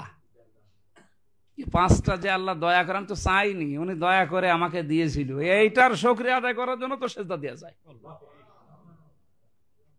8, 5, 13টা জিনিস এক হওয়ার পরে আল্লাহ যখন আকৃতি দান করেন, এরপরে আমার আল্লাহ দুনিয়াতে বের করার ব্যবস্থা নিজে করেন। এখানে যেহেতু মা বোনেরা আছে, সম্মানিতা মা বোনেরা, এটা রেকর্ড হচ্ছে। এই আয়াতের প্রথম শব্দ ছিল আল্লাহু আখরাজাকুম মিন বুতুনি উম্মাহাতিকুম লা তা'লামুনা শাইআ। 8, 5, 13টা জিনিস এক করার পরে এই যে বীর্য থেকে শুরু করে 13টা জিনিস দিয়ে পূর্ণাঙ্গ মানুষ করে মায়ের পেট থেকে বের করার দায়িত্ব হামজার। কার? আল্লাহু আখরাজাকুম, ওই আল্লাহ তোমাদেরকে বের করেন মিন বুতুনি উম্মাহাতিকুম, তোমাদের মায়ের পেট থেকে। সুতরাং মায়ের পেট থেকে কিভাবে বের করবেন এই দায়িত্ব কার? আমাদের মা বোনেরা এবং মেয়েদের। আমার স্ত্রীর মা যিনি, কি হয় আমার, মানে এনাদের আদরে সোহাগে শেষ পর্যন্ত আল্লাহ দায়িত্ব ছেড়ে দেয়। যা আল্লাহ বলছেন আমি বের করব, 13টা জিনিস আমি তৈরি করলাম, এখন বের করতে এই 14 নম্বরটা পারবো না। কিন্তু আমার শাশুড়ির কারণে ওনার মেয়ের প্রতি ওনার ভালোবাসা এত বেশি, শেষ পর্যন্ত হবে না, সিজার করে না। এটা আবার কাইটে দিন যারা ছাড়বেন না, আবার শাশুড়ির বাড়ি গেলে আবার খাওয়া দাওয়া বন্ধ হয়ে যায়। আমার শালা আবার আছে সাথে। আমি মা বোনদেরকে বলছি আল্লাহ 13টা বিষয় যদি এক করতে পারে 14 নম্বরটা পারত। শুধু আমাদের ভরসা না থাকার কারণে আল্লাহ দায়িত্ব ছেড়ে দেয়। সন্তান পেটে আসতে দেরি, আল্ট্রাসাউন্ড করতে দেরি হয় না। এখানে ডাক্তার আছে, আপনি জিজ্ঞাসা করবেন এই যে আল্ট্রাসাউন্ড ছাড়া করে কোনো পুরুষ যদি মহিলার আল্ট্রাসাউন্ড করে, আমার মনে হয় এটা আসলে ঠিক না। মেয়েদেরকে দিয়ে তারপরও মেয়েদেরকে দিয়ে মেয়েদের আল্ট্রাসাউন্ড করাও ঠিক না। আপনার কি দরকার? এখন যেটা আছে ওইটাকে আপনি পরিবর্তন করতে পারবেন না। আল্লাহর ওপরে ভরসা যখন মানুষ ছেড়ে দেয়, আল্লাহ বলেন যা দেখি তোর ওই ডাক্তার দিয়ে কেটে হাইব্রিড বাচ্চা, তখন হাইব্রিড ভাবে বের করা হবে। আমি আল্লাহ যেভাবে বের করার ইচ্ছা করেছিলাম আমি দায়িত্ব ছেড়ে দিয়েছি।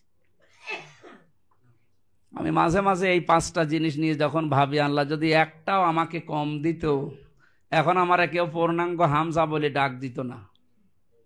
কয়েকদিন আগে একটা সেমিনার দেখেছিলাম সৌদি আরবে, বাচ্চা 12-13 বছর বয়স হবে, আব্দুর রহমান। এই ছেলেটা কোরআনে কারিমের হাফেজ, আন্তর্জাতিক মানের হাফেজ। ওকে ডাক দিল, বিচারক বলছে তুমি তো অন্ধ, দেখতে পাও না, তো তোমার কোনো অভিযোগ নেই আল্লাহর উপরে? না, আমার আল্লাহর উপরে কোনো অভিযোগ নেই। আমি আরো খুশি।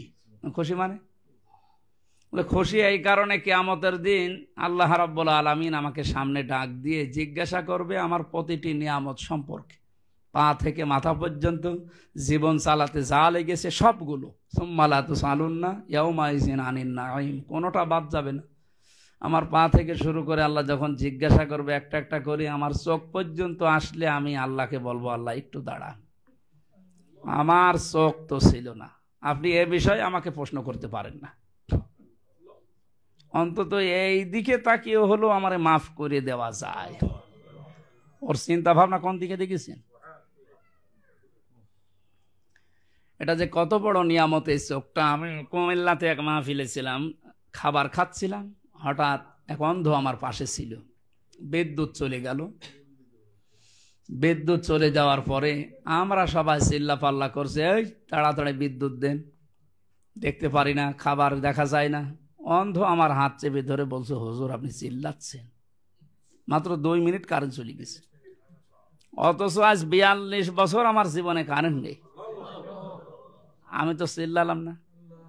আপনারা সবাই হাউ খাও করেন, চিল্লাপাল্লা করেন, জেনারেটর চালু করেন, কারেন্ট কই, আলোর ব্যবস্থা করেন। তা আমার তো জীবনে আলো থাকা না থাকায় 42 বছর সমান, আমি তো চিল্লাইনি। আপনি 2 মিনিটে চিল্লান মানে? এই বাক শক্তির যে আল্লামাহুল বায়ান দিয়ে আল্লাহ যেটা দিতে চেয়েছিলেন, বিজ্ঞান জানিয়েছে এর ভেতরে 27টা স্তর আছে। মানে ধাক্কা লাগে, ধাক্কা লাগতে লাগতে শেষ পর্যন্ত এসে একটা কথা তৈরি হয়ে এই মুখের এই ছোট্ট জায়গা দিয়ে বের হয়। আর কোরআন হাদিসের ব্যাখ্যায় পড়েছি প্রত্যেকটা স্তরে একটা করে ফেরেশতা আল্লাহ বসিয়ে রেখেছে। আমরা কয়েকদিন আগে ছিলাম পটুয়াখালীর রাঙ্গাবালি তরমুজ হয় এলাকায়, জাহাজে করে নিয়ে আসে, নৌকায় করে এসে যখন ট্রাকে তোলে 3-4 জনের এখান থেকে ছুড়ে মারে, আর একজন ধরে, আর একজন মারে, আর একজন ধরে, এভাবে ট্রাকে তোলে। এই ফেরেশতা যেগুলো বসে আছে এই কথাগুলো এই একটার কাছে আর একটা, একটার কাছে আর একটা এভাবে দেয়, অথচ কথা বলতে কয় সেকেন্ড সময় লাগছে। এটা হাদিস, নবীজি জানিয়েছেন যদি একটা ফেরেশতাও দায়িত্ব পালনে অবহেলা করে বা আল্লাহ একটু দায়িত্ব পালন করতে বলে থাক, আপনি কথা জীবনও বলতে পারবেন না। খালাকাল ইনসান আল্লামাহুল বায়ান, তিনি মানুষ বানিয়েছেন আর কথা বলা শিখিয়েছেন। এটা যে কত বড় নিয়ামত আমি এই 12 দিন টের পেয়েছিলাম। এত দোয়া করেছি খালি কথা বলতে পারি আল্লাহ জানো, কারণ মাহফিলগুলো নেওয়া আছে, না গেলে তো মানুষ কথাই বলতে না পারলে কি শুনবে। যত টাকা ডেকেছিলাম এই 12 দিনে শুধু কথা বলতে পারতাম না, তাই এভাবে যদি প্রতিটি নিয়ামতের ওইভাবে ডাকতে পারতাম আমি আল্লাহর ওলি হয়ে যেতাম। আমাদের উচিত আমাদের এই নিয়ামতগুলো যেন উল্টাপাল্টা দিকে ব্যয় না হয়, শুকরিয়া আদায় করার জন্য শরীরটা যথেষ্ট। কিছু যদি আল্লাহ না দেয়, সুস্থ রেখেছেন ব্যাস, এইটাই আলহামদুলিল্লাহ। আল্লাহ রাব্বুল আলামিন, আমি আলেমদেরকে জানাচ্ছি আজকের এই ভিডিওর মাধ্যমে, যেটা এখন দরকার এই বিষয়গুলো সামনে নিয়ে আসেন। যেগুলো সিলেবাসে নেই, মরণের পরে যেগুলোর হিসাব হবে না, ওইগুলো বাদ দেন। বিশ্বনবী মুহাম্মদুর রাসূলুল্লাহ তার দেশকে ভালোবাসতেন। যেদিন মক্কা থেকে মদিনায় হিজরতও করেছিলেন ওই দিন পর্যন্ত তিনি কন্দন করেছিলেন। তিনি কাবার দিকে তাকিয়ে বলেছিলেন, কাবার মালিক, আমার ইচ্ছা ছিল তোমার ঘরের খেদমত করা, কিন্তু তোমার নিষ্ঠুর সন্তানেরা, এই কাবার নিষ্ঠুর সন্তানেরা আমার এখানে থাকতে দিল না, আমি চলে যাচ্ছি। সূরা কসসের 85 নম্বর আয়াতটা আল্লাহ ওই জায়গায় নাজিল করে তখন তাকে সান্ত্বনা দিয়েছিলেন, ইন্নাল্লাযী ফারাদা আলাইকাল কুরআন লারাদ্দুকা ইলা মাআদ। হে নবী, আমি কোরআনে কারিমের আয়াত আপনার জন্য ফরজ করে দিয়েছি। আমি আল্লাহ সান্ত্বনা দিয়ে আপনাকে যে জায়গা থেকে বিদায় করে দেওয়া হচ্ছে খালি হাতে, শুধু আবু বকর আর তার খাদেমটা আছে, এমন একদিন আসবে লারাদ্দুকা, লামে তাকিদ দিয়েছেন, অবশ্যই আপনাকে আমি এই জায়গায় ফিরিয়ে নিয়ে আসবো। তখন আপনি আর একা না, আপনার সাথে থাকবে অসংখ্য আবু বকর। যখন তিনি 10 বছর পরে এসেছিলেন, একা আবু বকর ছিল? একা খাদেম ছিল? 10,000 মানুষ ছিল। আমরাও আশা করছি উম্মতের এই দুর্দিনে আলেমদের ওই রকম চিন্তা ভাবনা, এরকম ভূমিকা হওয়া দরকার। মায়ের নিচে মাটি থাকছে না সে সমস্ত নেই, খাবারের পরে মোনাজাত করবে না নামাজের পরে মোনাজাত করবে, এই নিয়ে মারামারি করছে এখন। বলেন তো, নবী নূরের তৈরি ছিল না মাটির তৈরি ছিল? মরণের পরে প্রশ্ন হবে। সেটা সিলেবাসে নেই, ওইটা নিয়ে আপনি সময় নষ্ট করছেন কোন কারণে? পরীক্ষা শুরু হলে তো আপনি পাশ করতে পারবেন না। যেন আলেম যারা আছি আমরা এ বিষয়ে সতর্ক হওয়া লাগবে। ওয়াইন্নাহু লাযিকরুল লাকা ওয়া লিকাওমিকা ওয়া সাওফা তুসআলুন, সূরা যুখরুফ 25 নম্বর পারা 11 নম্বর পৃষ্ঠা 9 নম্বর লাইনে 44 নম্বর আয়াত। হে নবী, আপনাকে আর আপনার উম্মতদেরকে কিয়ামতের দিন কিন্তু আমি জিজ্ঞাসা করব যে আমার এই কোরআন মানা হয়েছে কিনা। এইটার প্রশ্ন আগে করা হবে। তো এর ভেতরে 500 প্রশ্ন আছে। কত? একটাও এখন এ দেশে নেই। আপনার কোনো চিন্তা ভাবনা আসে না। এই জন্য সূরা রদের এই 19 নম্বর আয়াতে আল্লাহ ইঙ্গিত দিয়েছেন, এটা যে আলেম, বুদ্ধিমান, জ্ঞানী, যারা উপদেশ গ্রহণ করার মতো, এই মানুষগুলোর জন্য আমি আল্লাহ শুরু করছি। কোরআনে কারিমে আল্লাহ জানিয়েছেন, আফামা ইয়ালামু আন্নামা উনসিলা ইলাইকা মির রাব্বিকাল হাক্কু কামান হুয়া আ'মা। হে নবী, আপনার প্রতি আমি যেটা নাজিল করেছি এটা যারা বিশ্বাস করে আর যারা বিশ্বাস করে না, এর প্রতি যারা অন্ধের মতো আচরণ করে, এই মানুষ দুইটা কি সমান? কখনো না। এই জন্য বাংলাদেশ সহ বিশ্বে যারা কোরআন কেন্দ্রিক জীবনযাপন করে আর কোরআনের বাইরে যাদের জীবনযাপন, কখনো এদের এক প্ল্যাটফর্মে আপনি দেখতে পাবেন না। লা ইয়াস্তাওয়ি আসহাবুন নারি ওয়া আসহাবুল জান্নাহ, আসহাবুল জান্নাতি হুমুল ফাইজুন। জান্নাতি মানুষ আর জাহান্নামী মানুষ কখনো সমান না। এই জন্য আমরা যারা জান্নাতি মানুষ, আমাদের জান্নাতে যাওয়ার জন্য যে সমস্ত উপকরণগুলো আছে, এই উপকরণগুলো আমাদের এখন দরকার। কোরআন আমরা বিশ্বাস করি, আর যারা কোরআন আল্লাহ নাজিল করেছে এ পর্যন্ত শেষ, বিশ্বাস করে না, প্র্যাকটিক্যাল লাইফে মিলায় না, তাদের আমল আখলাক, তাদের অ্যাক্টিভিটিস এই দুনিয়ায় আকাশ আর পাতাল কর্মকাণ্ডগুলো আমাদের দেখে, আমাদের কাজকর্ম কোরআন কেন্দ্রিক জীবনযাপন দেখে হয়তো দুনিয়াদার এই মানুষগুলোকে আমাদের পাগল মনে হতে পারে। ওরা মনে করতে পারে যে পাগলের মতো আচরণ করে এরা, এ পাগল। কিন্তু আমরাই বুদ্ধিমান। কোরআনে কারিম বলছে ইন্নামা ইয়াতাযাক্কারু উলুল আলবাব। এখানে আলবাবের ব্যাখ্যা আমি তিনটা পেয়েছি। এক নম্বরে আলবাব মানে বুদ্ধিমান, জ্ঞানী এবং আলেম। আমরা যদি আলেমদের নিয়ে আজকে কথা, আলেম মানে কিন্তু নামের আগে মাওলানা মুফতি না। আলেমের প্রথম সংজ্ঞায় বলেছিলাম যারা কোরআন নিয়ে চিন্তা ভাবনা করে। কি নিয়ে? এইটা নিয়ে চিন্তা ভাবনা করা আলেম বাংলাদেশে এখন বেশি না কম? কম মানে নেই। কোরআন নিয়ে চিন্তা ভাবনা করা আলেম এখন আর নেই। যে কয়েকজন ছিল, কয়েকজন যে চলে গেছে। আর এই দেশে কোরআন নিয়ে না, সব বাবার জীবনী নিয়ে আছে। আমার বাবা এই করেছে, আমার দাদা এই করেছে। তোর বাবা দাদা করেছে, তাদের মতো যদি হতে পারতি তাহলে তো হতো। আর তাদের মতো হওয়ার জন্যই আপনি শাহজালালের দিকে, এই দেশে যারা ইসলাম প্রচার করার জন্য এসেছিল তাদের দিকে তাকাবেন। ওনাদের কাছে কেউ গেলে আগে কোরআন তুলে দিত, যে কোরআন পড়েন আপনি আল্লাহকে পেয়ে যাবেন। এখন তাদের বংশধর যারা উত্তরাধিকারী এখন আমরা দেখতে পাই, যারা হকের ডিলার নিয়ে আসে, এদের কাছে গেলে আর কোরআন তুলে দেয় না। এদের কাছে যাবেন, এরা জিকির তুলে দেয়। তাও জাতের জিকির হলে হয়, এমন জিকির দেয় যেগুলো কোরআনেও নেই, হাদিসেও নেই। জিকির করা লাগবে। জিকির একটা ইবাদত, এর নির্ধারিত শব্দ আছে, নির্ধারিত সিস্টেম আছে। যে দরবারে গেলে এগুলো পাবেন না, ওটা দরবার না, ওটা মনে করবেন একটা ভণ্ড বানিয়েছে ওর ব্যবসা টিকিয়ে রাখার জন্য। জিকিরের শব্দ চারটা: সুবহান আল্লাহ, আলহামদুলিল্লাহ, আল্লাহু আকবার, লা ইলাহা ইল্লাল্লাহ।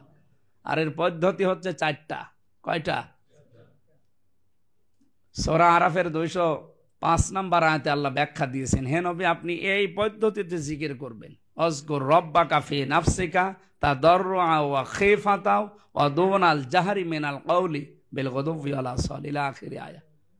এক নম্বরে আপনি মনে মনে জিকির করবেন, 2 নম্বরে ভীত সন্তুষ্ট হয়ে, 3 নম্বরে কান্না জড়িত কণ্ঠে, 4 নম্বরে উচ্চ আওয়াজ বাদ দিয়ে।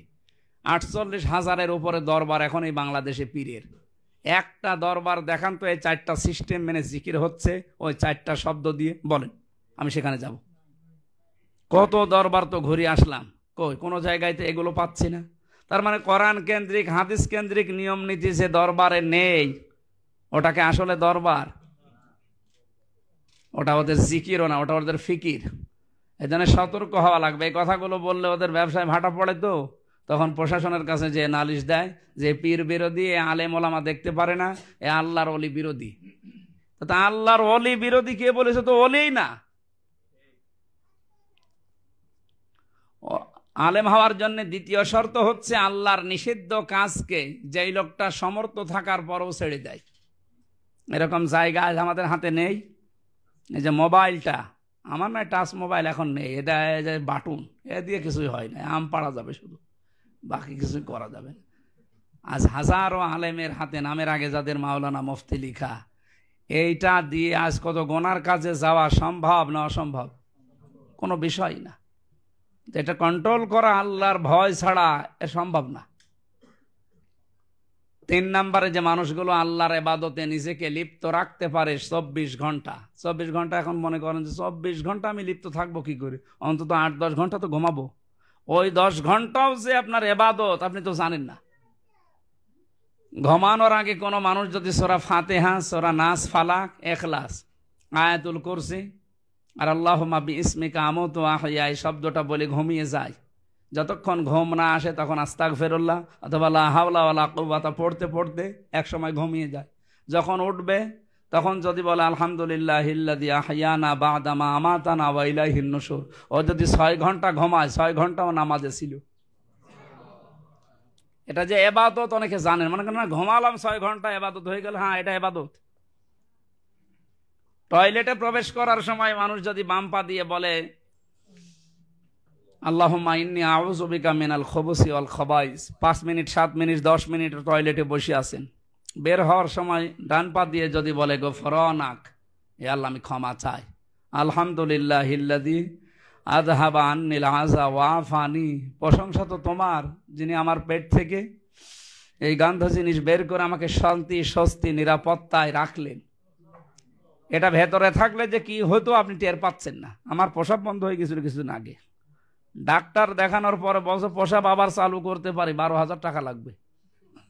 কি গো বলে, শুধু বন্ধ হয়ে গেছে, চালু করার জন্য যদি একবারে 12,000 করে লাগে আর 3 বার 4 বার করে প্রসাব করলে কমপক্ষে 60,000 টাকা শুধু প্রসাবে যাবে, আর পায়খানাটা নাকি আরো বেশি। কত বড় দয়া আল্লাহ আমাদের উপরে কইরে রেখেছে, দুনিয়ার কোনো জায়গায় যাওয়া লাগবে না। এই শব্দটাতে এই জন্যই নবীজি আমাদেরকে শিখিয়েছেন যে বল গফরানাক, আল্লাহ আমি ক্ষমা চাচ্ছি। এই যে 8-10 মিনিট তোমারে ডাকতে পারলাম না, আমি ক্ষমা চাচ্ছি। শুধু ক্ষমা চাই তা না, আমি প্রশংসা করছি তোমার যে তুমি আমাকে শান্তি দিলে, স্বস্তি দিলে, এগুলো বের করে দিলে। এই যে 8-10টা মিনিট আপনি এই কাজ করলে, পোড়াটা এই টয়লেটে থাকা এবাদত। পোড়াটা কি আমি এটা মানিয়ে বলছি? পোড়াটা যে এবাদত আপনি মানেন তো? এটা না আল্লাহর হুকুম রসুলের তরিকায় 8-10 মিনিট টয়লেটে কাটালে যদি এবাদত হয়, বিশ্বনবী 10 বছর এই কোরআন দিয়ে রাষ্ট্র চালিয়েছিলেন। এইটার কথা বলতে গেলে আপনার কাছে রাজনীতি মনে হয়, এবাদত মনে হয় না। আপনি কি পাগল না কি বলেন? এবার কিন্তু বোঝার পরে না বোঝার ভান করে থাকবেন না।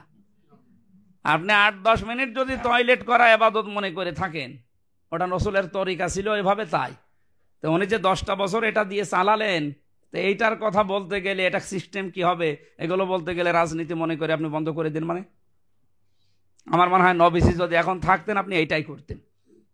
এখন যা করছেন যে আপনার টয়লেট এবাদত মানি, আপনার খাবার এবাদত মানি, আপনার জিকির এবাদত মানি, কিন্তু 10 বছর আপনি যেটা করলেন ওটা দুনিয়ার কাজ, ওইটা এবাদত না। বলেন নাউযুবিল্লাহি মিন যালিক। এই জন্য হাদিস পড়েছিলেন মান তামাসসাকা বিসুন্নতি ইনদা ফাসাদি উম্মতি ফালাহু আজরু মিয়াতি শাহিদ। আমার উম্মতের যখন দুরবস্থা হলে দুর্দিন চলবে, ওখানে লেখা আছে দুর্দিন।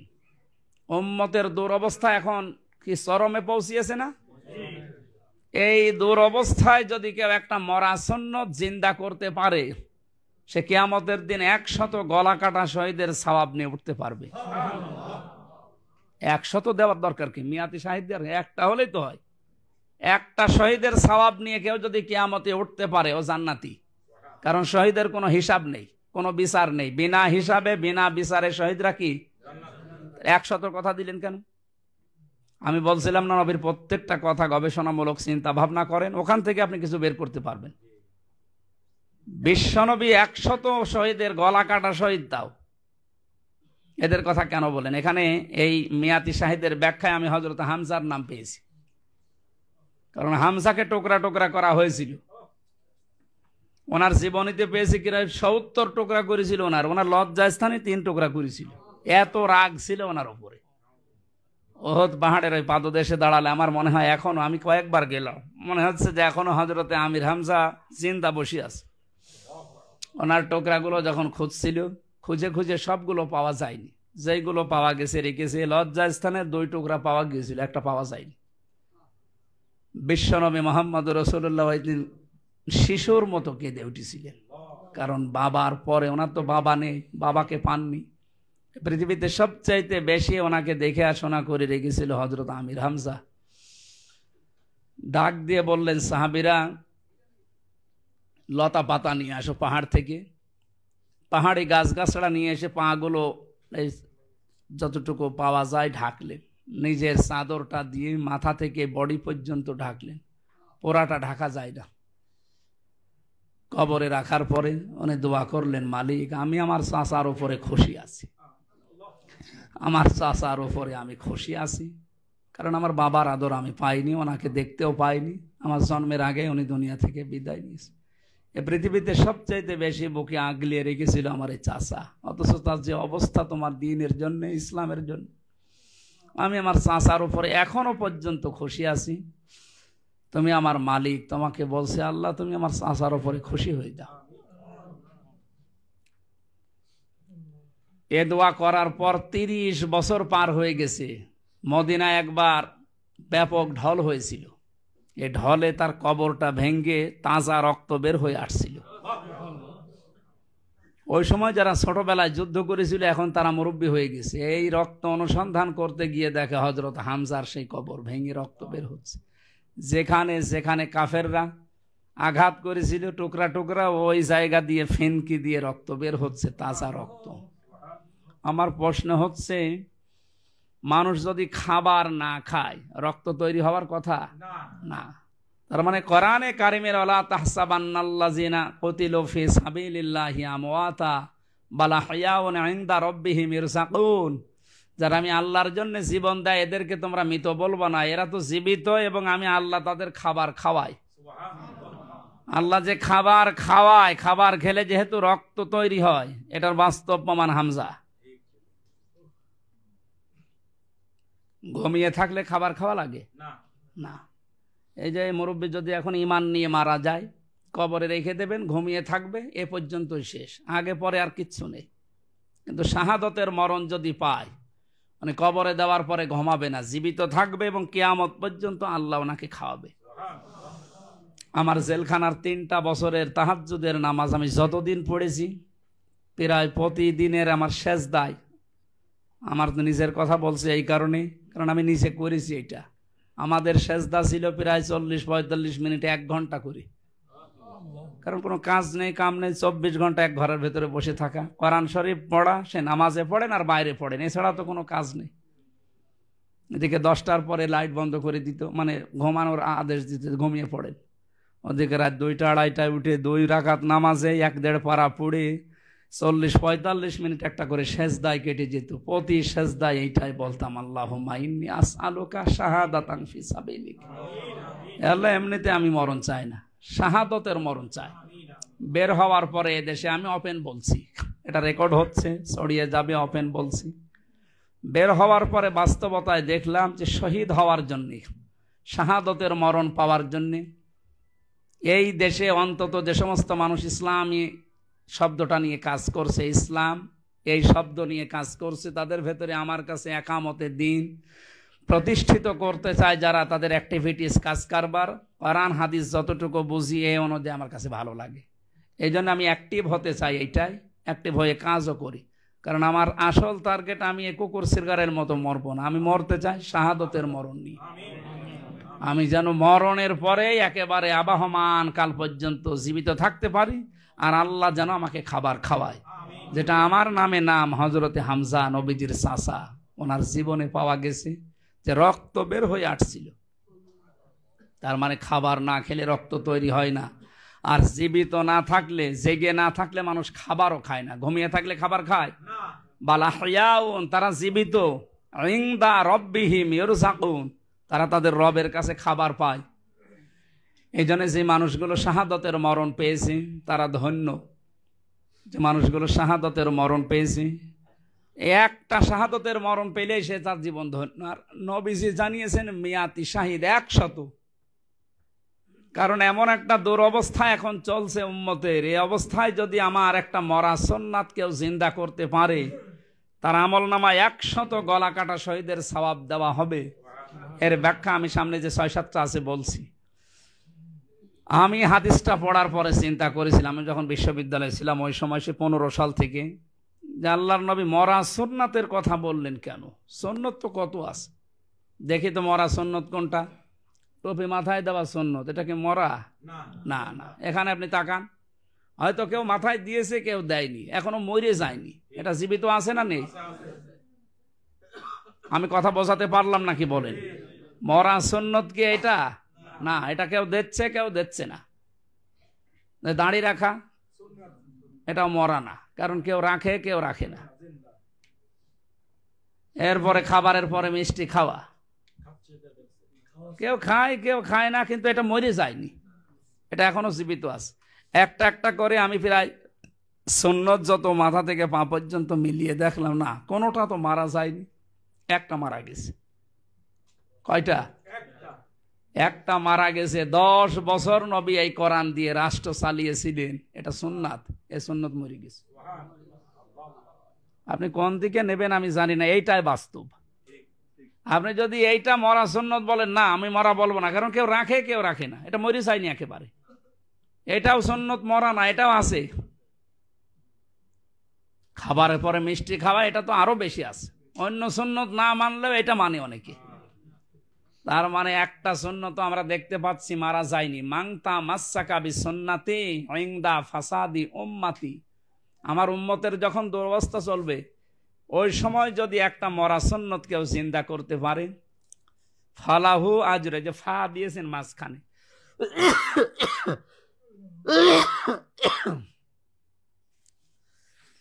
ফা শব্দটা আরবি গ্রামার অনুযায়ী 19টা অর্থে ব্যবহার হয়। এখানে তা সবাই আলেম না, ওই ব্যাখ্যা দিলে আপনারা বুঝবেনও না। ফা শব্দটা ব্যবহার করা হয় আগের বর্ণিত এই বিষয়গুলো যদি সত্যি আপনি মানতে পারেন, পরের যে শব্দ আল্লাহ বা নবীজি বা আপনি যাই বলতে চান, এটা 100% কার্যকর হবে। তার মানে উম্মতের এদের অবস্থায় আমরা যদি একটা মরা সুন্নত, যেটা এখন বের করলাম, মারা গেছে 53 বছরে, আজও কোরআন দিয়ে দেশ চলেনি। 10 বছর চলার কথা নবীজি চালিয়েছেন, সেখানে 1 বছরও চলেনি, এটা মরা না? এই মরা সুন্নত জিন্দা করার জন্য আপনি দল করেন, সংগঠন করেন, মিছিল করেন, মিটিং করেন, যাই করবেন চেষ্টা করে যান। এখন তো কায়েম হয় না, কায়েম করা দেখানো ফরজ না, চেষ্টা করাটা ফরজ। কারণ আপনি এই জমিনের মালিক না। এই জমিনের মালিক আপনি? এ কোরআনের মালিক আপনি না। এ জমিনের মালিকও আমি না, কোরআনের মালিকও আমি না। আমরা হচ্ছে খাদেম। আমরা কি? কোরআনের খাদেম। আমরা এই জমিনে আল্লাহর খলিফা, খাদেম যাই বলেন। আমরা চেষ্টা করে যাব শুধু। বিকাল 5টা পর্যন্ত কাজ করলে যেমন বেতন দেওয়া হয়, আমাদের বিকাল 5টা মানে জীবনের শেষ দিন। বিকাল 5টা মানে কি? জীবনের শেষ দিন পর্যন্ত চেষ্টা চালাতে হবে কি করে আল্লাহর এই কোরআন, আমরা কামলা, খাদেম যাই বলেন, চেষ্টা করব যে এটা কি করে কায়েম হয়। যেহেতু মরা, এটা মরে গেছে, এদেশে নেই। 10 বছর নবী এটা দিয়ে চালিয়েছিলেন। আমরা যদি চালাতে পারি সোনায় সোহাগা, আর যদি নাও পারি তাও আমার বিকাল 5টায় জীবনের শেষ দিন আমাদের বেতন আছে। আমার বেতনের নাম জান্নাত। বেতনের নাম কি? ওই বেতন পাওয়ার জন্য আমরা চেষ্টা করে যাব। কায়েম হলে ভালো, না হলে অসুবিধা নেই। আমি কথা বোঝাতে পেরেছি? আল্লাহ আমাদেরকে সহজভাবে বোঝার তৌফিক যেন দান করে। এটা যদি চিন্তা থাকতো, বাস্তবে আমি দেখেছিলাম সে 16 সালে আমার এই মসজিদে নববীর নিচ থেকে ওযু করে যাওয়ার সময় দেখছিলাম দামি মোবাইল পড়ে আছে, কিন্তু কেউ নিচ্ছে না। চিন্তা করলাম কেউ নেয় না কেন, এখানে তো কোনো ক্যামেরাও দেওয়া নেই, কিন্তু কেউ নিচ্ছে না। মনে মনে ভাবলাম এই যে এখানে যদি ধরা পড়ে কেউ কিছু নিয়ে, তাহলে কি কেটে দেবে? হাত কেটে দেবে। আমার ছোট দাদাও ছিল হজে, উনি বলছিল, হামজা আমি একবার ওযুখানায় দেখলাম একটা মোবাইল ঘড়ি পড়ে আছে, খুব দামি ওই সময়। চিন্তা করলাম কেউ তো নেই আশপাশে, কেউ নেয়ও না, নেব না। আবার ভয় যদি ধরা পড়ে আবার হাত কেটে দিলে দেশে গেলে হাজি বলবে হাজি সাহেব চোর, এই ভয়ে নিচ্ছে। দামি জিনিস তো এতে ফেলে রাখলেও তো সমস্যা। আশপাশে তাকিয়ে দেখলাম যে কেউ নেই, তুলে নিলাম। হারানোর জিনিস যেখানে জমা দেয় মসজিদে নববীর সামনে, ওখানে জমা দিলাম। জিজ্ঞাসা করলাম যে ভাই জিনিসের দাম কেমন হবে? উনি ওনার ভাষা দিয়ে আমারে বলছে, ইয়া হাজিউল হুজ্জাত আইনা বিলাদুকা, আপনার দেশ কোথায়? উনি বলছে যে তুমি বাংলাদেশ। আমি বাংলাদেশ থেকে এসেছি। উনি বলছে যে আপনি এই মোবাইলের দাম জিজ্ঞাসা করছেন, এটা আপনার দেশের টাকার যে মান ওই সময় ৭২,০০০ টাকা হবে। কত? ৭২,০০০ টাকার মোবাইল পড়ে আছে, কেউ নিচ্ছে না। আমাদের দেশে থাকবে? ৭২ পয়সা থাকে না। আমার ভার্সিটিতে থাকাকালীন বিশ্ববিদ্যালয়ে এক বন্ধু ছিল, খুব দুষ্টু, মানে এত দুষ্টু। ও কুষ্টিয়া থেকে যাবে ঢাকায়, নর্মাল এক কোচে উঠেছে।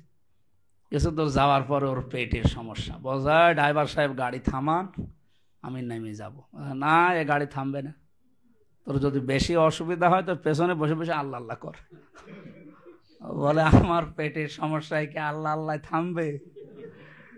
গাড়ি তো থামে না, কারণ এই সিরাজগঞ্জ ছাড়া থামবে না। পেছনে যে দেখছি কয়েকটা সিট খালি পড়ে আছে, আর যে সিটের পেছনে থাকে পলিথিন, ওইটা নিলাম, সিটের ওই কোনায় বসে এই কাজ করে ফেলিস। দেখলাম এই তো রাখলে এবার আমার বদনাম হবে।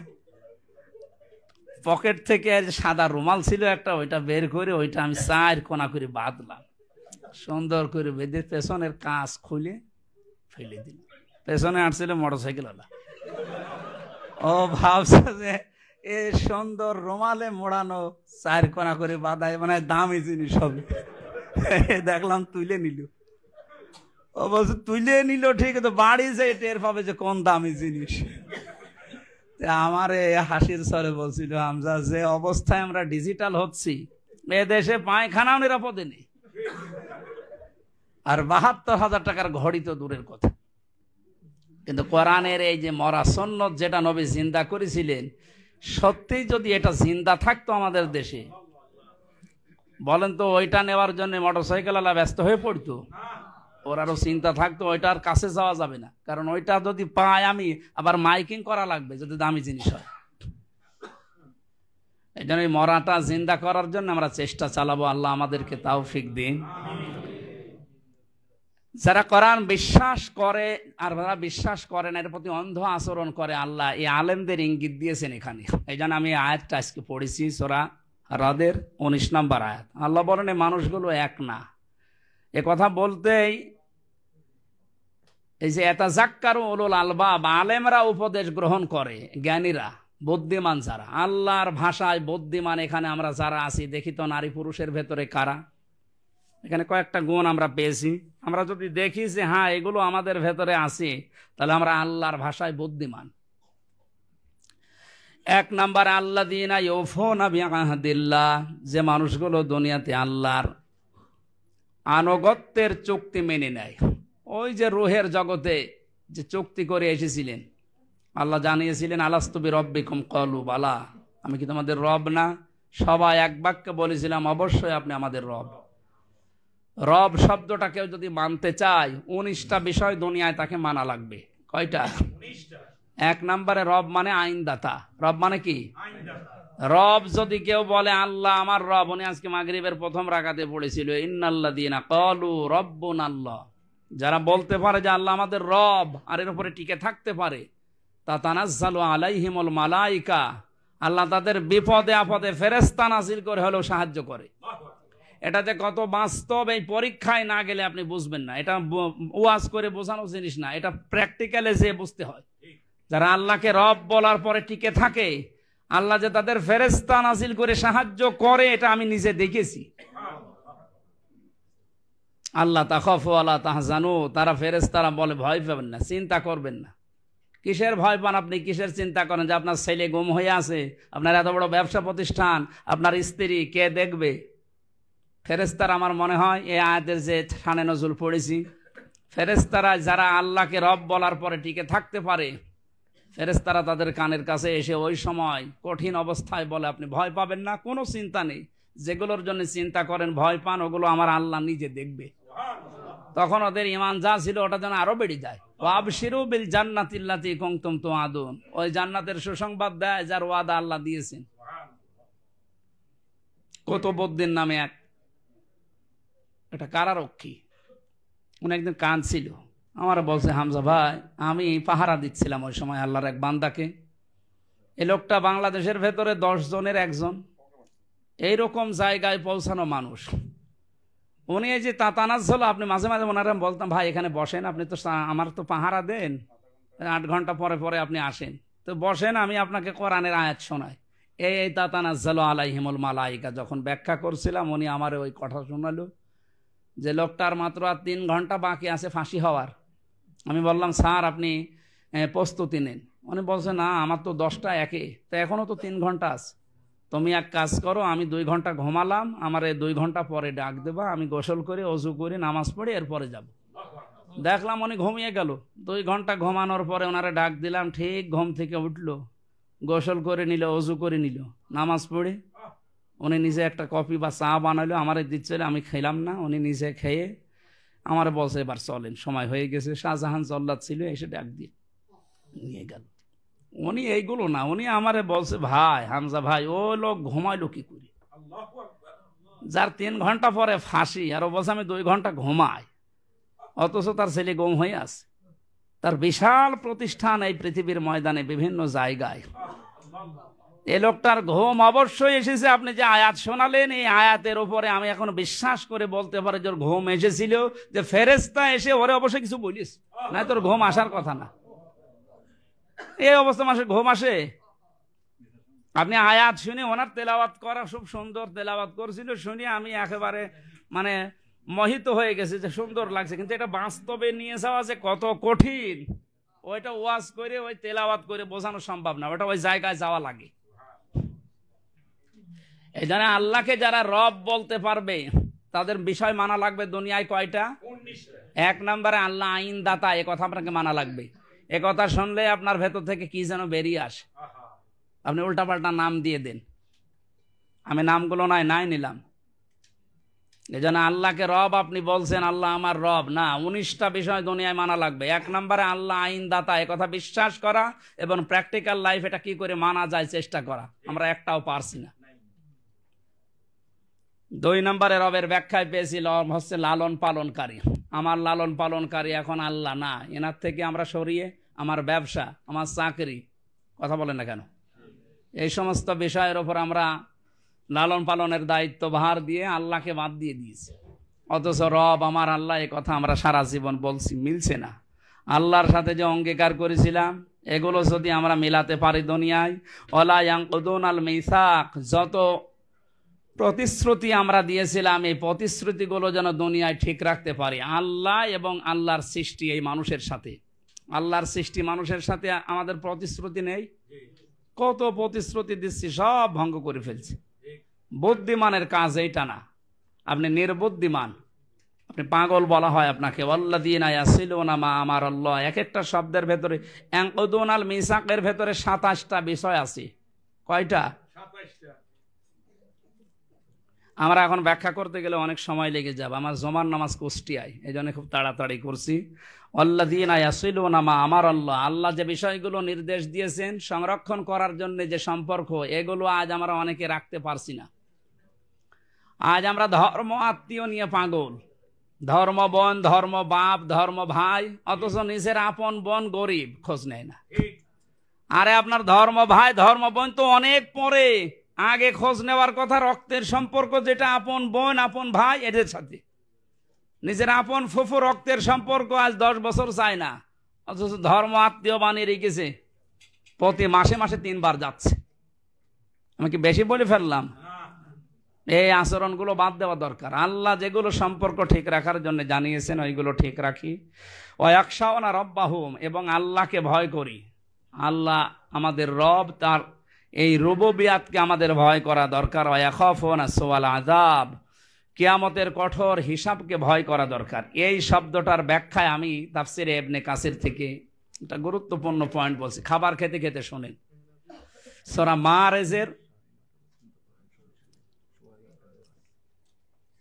মাআরিজের 11 নম্বর আয়াত থেকে আল্লাহ রাব্বুল আলামিন কিছু তথ্য আমাদেরকে, মনে হচ্ছে কিয়ামত সংগঠিত হয়ে গেছে। আল্লাহ পাক বলেন, ওয়ালা ইয়াসআলু হামিমুন হামিমা ইউবাসসারুনাহুম ইয়াওয়াদ্দুল মুজরিমু লাউ ইয়াফতাদি মিন আযাবি ইয়াউমিযিন বিবানি। সেদিন শহীদের কাজে আসবে না, যদিও তাদেরকে এক জায়গায় সামনাসামনি করা হবে। এখানে বন্ধুর কথা আছে।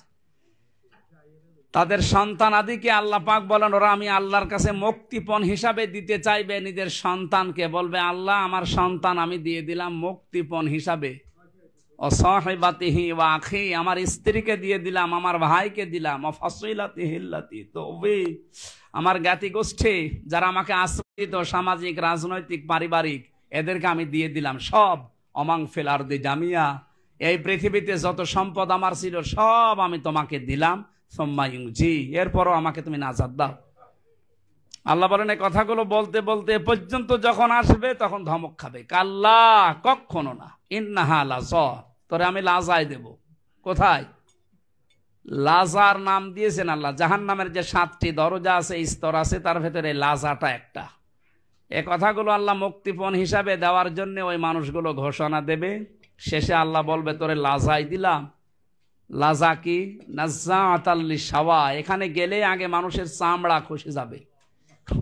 আমি রিমান্ডে 10 দিন ছিলাম, ওনারা আমাকে বিভিন্ন জিনিস দেখিয়েছিল যে এইগুলো দিয়ে আমরা নখ তুলি, বিভিন্ন জিনিস তুলি, বিভিন্ন জায়গায় এই জিনিসগুলো দেওয়া হয় সত্য বের করার জন্য। আমার রিমান্ডে কষ্ট দিয়েছে শেষের 2 দিন, কিন্তু আমার চামড়া খসেনি। 3টা বছর আমি একটা ঘরের ভেতরে ছিলাম, বিভিন্ন রোগ শোক আমার হয়েছিল, কিন্তু কোনো জায়গায় চামড়া খসেনি। আল্লাহ কোরআনে কারিমে নাজ্জাআতাল লিশাওয়া দিয়েছেন যে এমন ঘরে প্রবেশ করাবো, ঢুকতে দেরি, চামড়া খসতে দেরি হবে না। তার মানে আপনি নিজে কল্পনায় নিয়ে যান তো যে ঘরটা এত সহজ ঘর না, এমন একটা কঠিন জায়গায় আল্লাহ নিয়ে যাবেন আযাব দেওয়ার জন্য, যেখানে গেলে আগে চামড়া খসে যাবে। আল্লাহ আমাদেরকে হেফাজত করুন, বলেন আমিন। আল্লাহ বলেন এটা ডাকবে কাদের জানো? এই যে চামড়া খসা ঘর। আবার বলছি, চামড়া খসে যাওয়া এই ঘর কাদেরকে ডাকবে জানো? তাদউ মান আদবারা ওয়া তাওয়াল্লা। যাদেরকে সত্যর দিকে ডাকা হয় কিন্তু তারা জানা শোনার পরেও মুখ ফিরিয়ে অহংকার করে কেটে পড়ে ওদিক থেকে। আর এই চরিত্রের মানুষ বাংলাদেশে বেশি। সত্যকে সত্য জানার পরও আপনি মানতে চান না, কারণ আমার দলের লোক না, আমার বাবার মুরিদ না, এই কথা ভেবে আপনি মানতে চান না, অথচ জানেন যে এটা সত্য কথা। এরপরে আছে জামা ফাওয়া, দুনিয়ায় যারা সম্পদাদি উপায় করে আর এটা সংরক্ষণ কি করে করা যায় এই চিন্তা ভাবনায় মেতে থাকে। এই দলের মানুষ দেশে নেই। কি করে শুধু জমানো যায়, এটা সংরক্ষণ করে রাখা যায়। যা জমিয়েছেও যদি কিয়ামত পর্যন্ত হায়াত পায় তাও মনে হয় শেষ হবে না, এরপরও জমানো শেষ নেই। এই 2টা গুণের অধিকারী মানুষদেরকে আল্লাহ বলেন এই লাজা ডাকবে চামড়া খসানোর জন্য। বলেন নাউযুবিল্লাহি মিন যালিক। ওয়া ইয়াখাফুনা, ভয় করো, সুওয়াল আযাব, এই আযাবকে। ওয়াল্লাযীনা সাবারু বিতিগা ওয়াজহি রাব্বিহিম, যারা তাদের মালিকের সন্তুষ্টি লাভের জন্য বিপদে আপদে ধৈর্য ধারণ করে। এই ধৈর্যটা কি করে ধারণ করা যায়? এরকম বিপদে না পড়লে এটা ওয়াজ করে বোঝানোর বিষয় না। যদি এরকম জায়গায় পড়েন গাড়া কলে, তাহলে বুঝবেন যে ধৈর্য কত প্রকার, কি কি কাহাকে বলে। আকামুস সালাত, যারা নামাজ কায়েম করে। নামাজ কায়েম কি? আমরা বাংলাদেশে, বিশেষ করে বাংলাদেশ, ভারত, পাকিস্তানে এই আয়াতটা নিয়ে খুব ঝামেলা, ভেজালে একেবারে জর্জরিত। আকামুস সালাত, নামাজ কায়েম কি? নামাজের পথিত বিষয় এবং প্র্যাকটিক্যাল কিছু বিষয় আছে। এখান থেকে আল্লাহ শিক্ষা দিতে চান 30টা। কয়টা? তাফসীর করতে গেলে যে পয়েন্ট পয়েন্ট করে কথা বলতে গেলে সময় লেগে যায়। এই যে 2 ঘন্টা 2.5 ঘন্টা লাগে এই কারণে। এই যে ওখানে 27টা ছিল, ওখানে ছিল 7টা, এখানে 30টা। এক একটা শব্দে যদি ব্যাখ্যা করা হয় এরকম 1-1.5 ঘন্টা 2 ঘন্টা না, অনেক সময় পার হয়ে যাবে। আকামুস সালাতের ব্যাখ্যায় আপনি যা পড়ছেন এবং যা প্র্যাকটিক্যাল দেখাচ্ছেন, এই বিষয়গুলো থেকে আল্লাহ কিছু শিক্ষা আপনাকে দিতে চান। এগুলো যারা নিতে পারে তাদের নামাজ শুধু কায়েম হয়। আমরা যারা এই যে দাঁড়ালাম নামাজে, আল্লাহু আকবার বলার আগে একটা কাজ করা লাগে, কাতার সোজা করো। কি করো? কাতার সোজা করো। এই কথা বলে ইমাম সাহেব বসাতে চান যে আপনার পাশে হয়তো দাঁড়িয়ে আছে আওয়ামী লীগ বা বিএনপির একটা লোক। আমি যদি বলেন ওই আমি জামাত ইসলাম করি, তুই পেছনে যা, আপনার নামাজ হবে? এখানে যেমন আল্লাহর একটা বিধান পালন করার জন্য সব ছেড়ে দিয়ে এক হয়ে যাচ্ছেন, এখানে আল্লাহর বিধান কয়টা? কোনটা? সেজদা দেওয়া। এখন আপনারা সবাই মিলে কি দেবেন? সেজদা দেওয়ার জন্য আপনি সব এক হয়ে গেছেন। তো এখানে একটা বিধান মাত্র। এরকম বিধান আল্লাহর আছে আমাদের সমাজে কত? 500। কত? 500। এখানে একটা মানার জন্য যদি সবাই এক হয়ে যেতে পারি, তাহলে এখনো 499টা মানতে সব এক হওয়া দরকার না? তাহলে ওই শিক্ষাটা যদি নামাজ থেকে বের হয়ে এই পরিবার, সমাজ, রাষ্ট্রে নিয়ে যেতে পারতাম, এই দেশে কেউ অবৈধ ইনকাম করে টিকে থাকতে পারতো না। তাহলে নামাজের শিক্ষাটা 1 নম্বরে হচ্ছে না। এরকম 30টা আছে। ওয়ানফাকু মিম্মা রাযাকনাহুম সিররা ওয়া আলানিয়া, যারা খরচ করবে তাদের সম্পদ আদি গোপনে এবং প্রকাশ্যে। ওয়ায়াদরাউনা বিল হাসানাতিস সাইয়্যিয়া, যারা ভালোকে মন্দকে ভালোর দ্বারা উল্টিয়ে দেবে, মিটিয়ে দেবে, পরিবর্তন করে দেবে। উলাইকা লাহুম উকবাদ দার, তাদের জন্যে আখিরাতের শুভ পরিণাম আল্লাহ অপেক্ষা করাচ্ছেন। শুভ পরিণাম কি? জান্নাত আদনিন, এমন একটা বাগানে আল্লাহ প্রবেশ করাবে। ইয়াদখুলুনাহা ওয়া মান সালাহা মিন আবাইহিম, তাদের বাবা মা, তাদের ওয়াজওয়াজিহিম, স্ত্রী, ওয়া যুররিয়াতিহিম, তাদের সন্তান। এখানে একটা খুশির সংবাদ আছে। আমরা যারা আজ নিজের পরিবার, নিজের বাবা মা, স্ত্রী, পুত্র, সন্তান আদিকে সত্যি তৈরি করতে পারবো ইসলামী অনুযায়ী, তাদেরকে কিয়ামতে আল্লাহ এক জায়গায় থাকতে দেবেন। এই যে আপনার পরিবারস্থ লোক, আপনার বাবা মা, আপনার স্ত্রী, সন্তান, সবাইকে আপনি একই ফ্ল্যাটে একই জান্নাতে থাকতে পারবেন। এই আয়াতটা তার প্রমাণ। এটা 23 নম্বর আয়াত সূরা রদের। আল মালাইকাতু ইয়াদখুলুনা আলাইহিম মিন কুল্লি বাব, প্রত্যেক দরজায় ফেরেশতারা স্বাগতম সম্ভাষণ দেওয়ার জন্য তারা দাঁড়িয়ে থাকবে। সালামুন আলাইকুম, তোমাদের উপরে শান্তি, বিমা সবারতুম, কারণ তোমরা পৃথিবীর বহু জায়গায় ধৈর্য ধারণ করেছিলে। ফানি'মা উকবাদ-দার, এটা কোরআনে কারিমের সূরা রদের 24 নম্বর আয়াতের শেষের। আল্লাহ বলেন কত উত্তম ঘর আখিরাতের এই ঘর। আল্লাহ এই ঘরকে তৈরি করার জন্য নামের আগে শুধু আলেম যাদের আছে তারাই আলেম না, দিন মানতে গিয়ে যতটুকু আপনি শিক্ষা করেছিলেন আপনি অতটুকু বিষয়ের আলেম।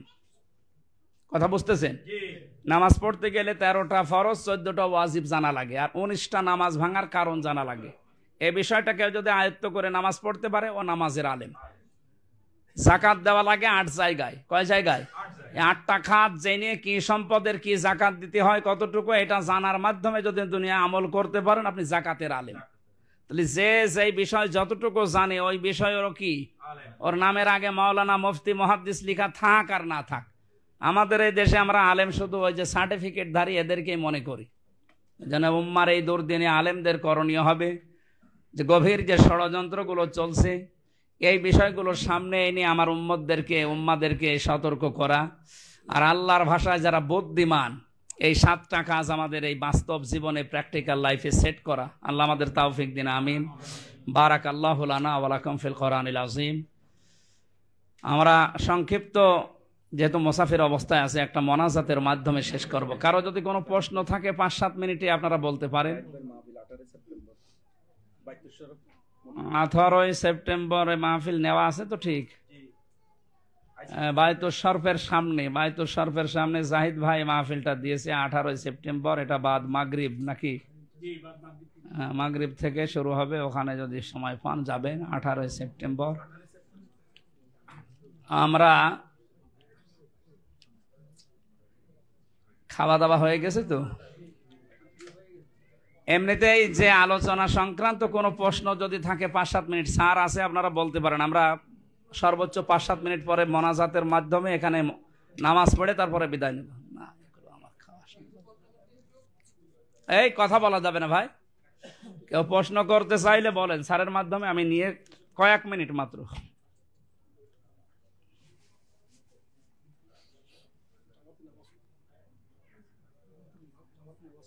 এখানে জামাতে নামাজ হবে। সম্মানিত মা বোনেরা, নামাজ মনে হয় ওনারা বাড়ি যেয়ে পড়লে ভালো হয়। আপনারা বাড়ি চলে যাবেন, মোনাজাতের পরে বাড়িতে যেয়ে নামাজ পড়বেন। আমরা এখানে জামাত করে নামাজ পড়ে তারপরে বিদায় নেব।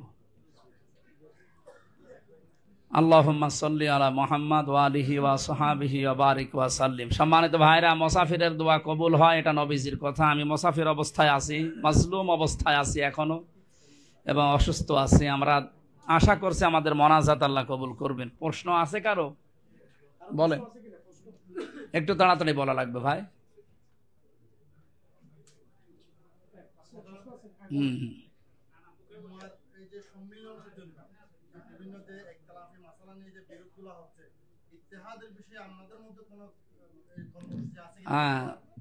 ঠিক আছে, বুঝতে পেরেছি।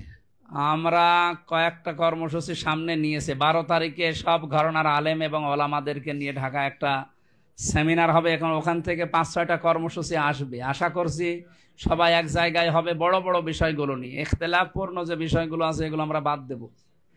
আমাদের ইফতিরাক এটা যেহেতু হারাম, ইখতিলাফ থাকবেই, এটা চলে আসতেছে 1500 বছর ধরে, এটা থাকবে, কিন্তু ইফতিরাক যেন না হয়।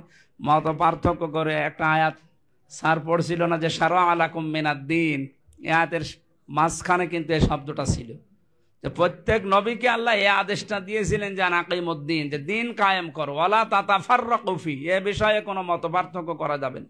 আমরা এই বিষয়টা সামনে নিয়ে একটা কাজ চালাচ্ছি। 12 জুন একটা অনুষ্ঠান আছে ঢাকাতে, কয়েকদিন আগে একটা হয়েছে খ্রিস্টানদের অপতৎপরতা নিয়ে একটা অনুষ্ঠান। এভাবে জাতিকে সতর্ক করার জন্য বিশেষ করে আলেমদেরকে ছোটখাটো যে বিষয়গুলো নিয়ে ওগুলো আপনাদের কাছে থাকবে। আপনি হাত তোলেন আর হাত মোনাজাত করে ছাড়েন আর হাত ছেড়ে দিয়ে মোনাজাত করেন, এগুলো বিষয় সামনে আসবে না। উম্মতের যেগুলো দরকার সামনে ওইগুলো নিয়ে আমরা সামনে কাজ করার চেষ্টা চালাবো। সূরা ওটা মনে হয় সূরা আলে ইমরানের 64 নম্বর আয়াতটাকে সামনে নিয়ে ওই কাজ চালাচ্ছে। 12 তারিখ পর্যন্ত একটু দেখেন, সামনে আসবে ইনশাল্লাহ। আমার একটা প্রশ্ন হচ্ছে ইকামতের দিনের কাজটা কি ফরজ? আমরা দেখি অনেক মানুষ ইকামতের দিন না করে কিন্তু 5 ওয়াক্ত নামাজ কালাম করে দুনিয়াবি দলের সাথে জড়িত থাকে, অন্যান্য নিয়তে থাকে, তাদের ক্ষেত্রে করণীয়টা কি? ঠিক আছে, এই কথা বলেন কেন? গুরুত্বপূর্ণ একটা প্রশ্ন। সম্মানিত ভাইরা, আমরা নামাজ পড়ি, রোজা রাখি, হজ করি, জাকাত দেই, এরপরে আরো আনুষঙ্গিক ইসলামের কিছু কাজ করি।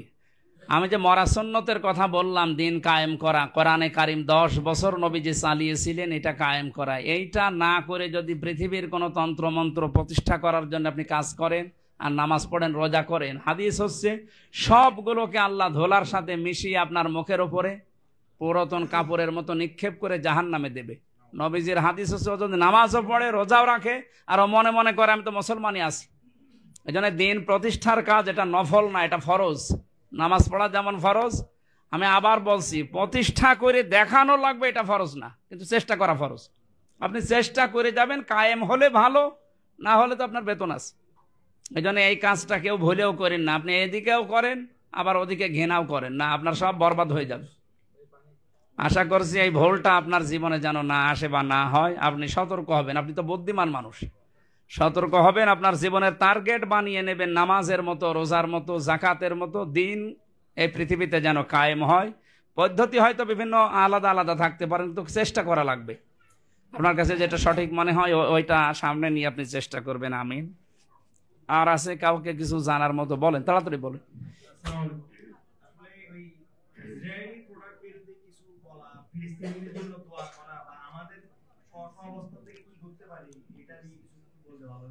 হ্যাঁ,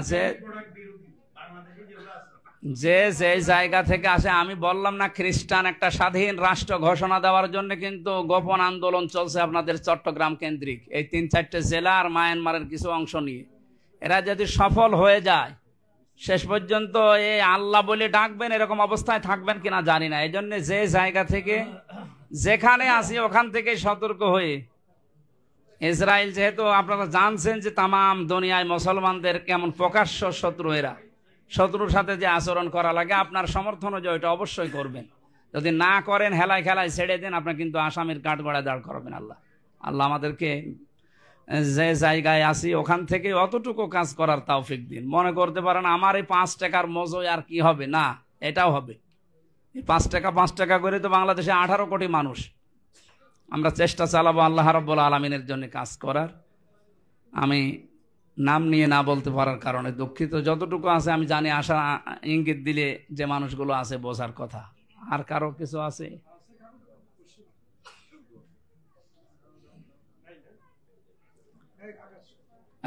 যারা দাঁড়িয়ে আছেন ওই জায়গায় যদি বসার জায়গা থাকে বসেন। আমরা মোনাজাতে যাব, 2-4 মিনিট মোনাজাত করব। মনের ভেতরে যার যে কামনা বাসনা আছে, জায়েজ আশাগুলো আপনি মাথা নিচু করে চক্ষু বন্ধ করে মোনাজাত কবুল হবে 100 ভাগ, এই নিয়ত করে বলবেন আল্লাহুম্মা আমিন। রব্বানা যালামনা আনফুসানা ওয়া ইল্লাম তাগফির লানা ওয়া তারহামনা লানাকুনান্না মিনাল খাসিরিন। রব্বুল আলামিন, চট্টগ্রাম রাউজান ক্লাব কর্তৃক আয়োজিত তোমার কোরআনে কারিম থেকে কিছু কথা আমরা গুনাহগার বান্দা বান্দি শুনেছি, বলেছি, এখন আমল করার তৌফিক চাই। আল্লাহ তুমি আমাদের জীবনে এগুলো সেট করে দাও। এই ছোট্ট আয়োজনে তুমি যদি খুশি হয়ে থাকো, তোমার হাবিব জানিয়েছে কোরআনের জন্য যে যতটুকু আগাবে আল্লাহ পাক তার দিকে অতটুকু এগিয়ে যাবে। এত ব্যস্ত মানুষ আমরা, সব কাজ বাদ দিয়ে তোমার কোরআন শোনার জন্য, বোঝার জন্য, আমল করার জন্য ছুটে এসেছি। যতটুকুই বুঝলাম আল্লাহ আমাদের প্র্যাকটিক্যাল লাইফে থাকতে পারি এরকম ঈমান আমল আমাদের বাড়িয়ে দাও।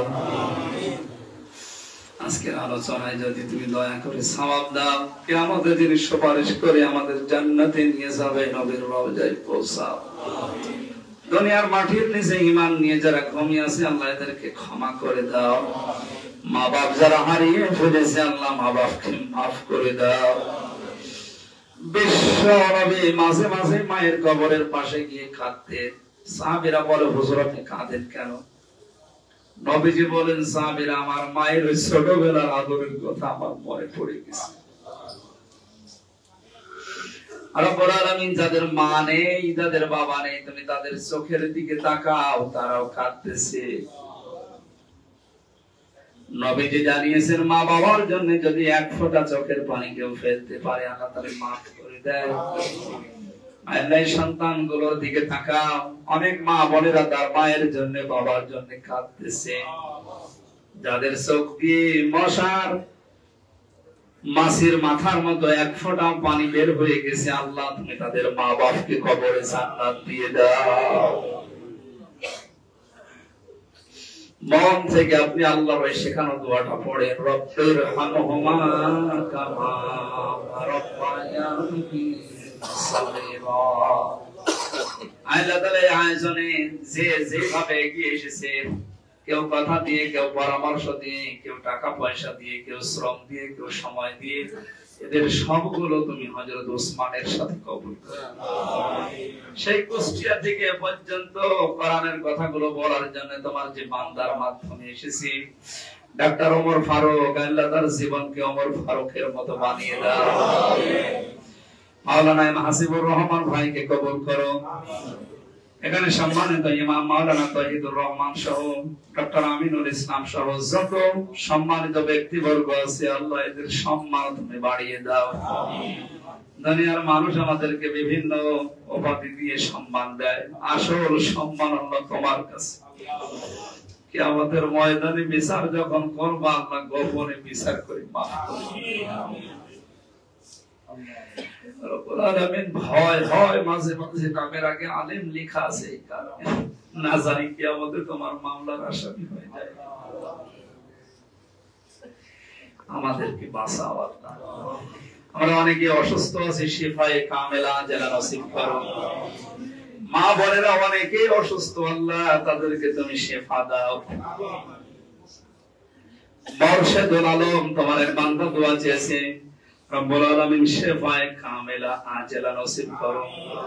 আমাদের মনের রোগগুলো দূর করে দাও। শিরক বেদাত আমাদের থেকে দূরে রাখো আল্লাহ।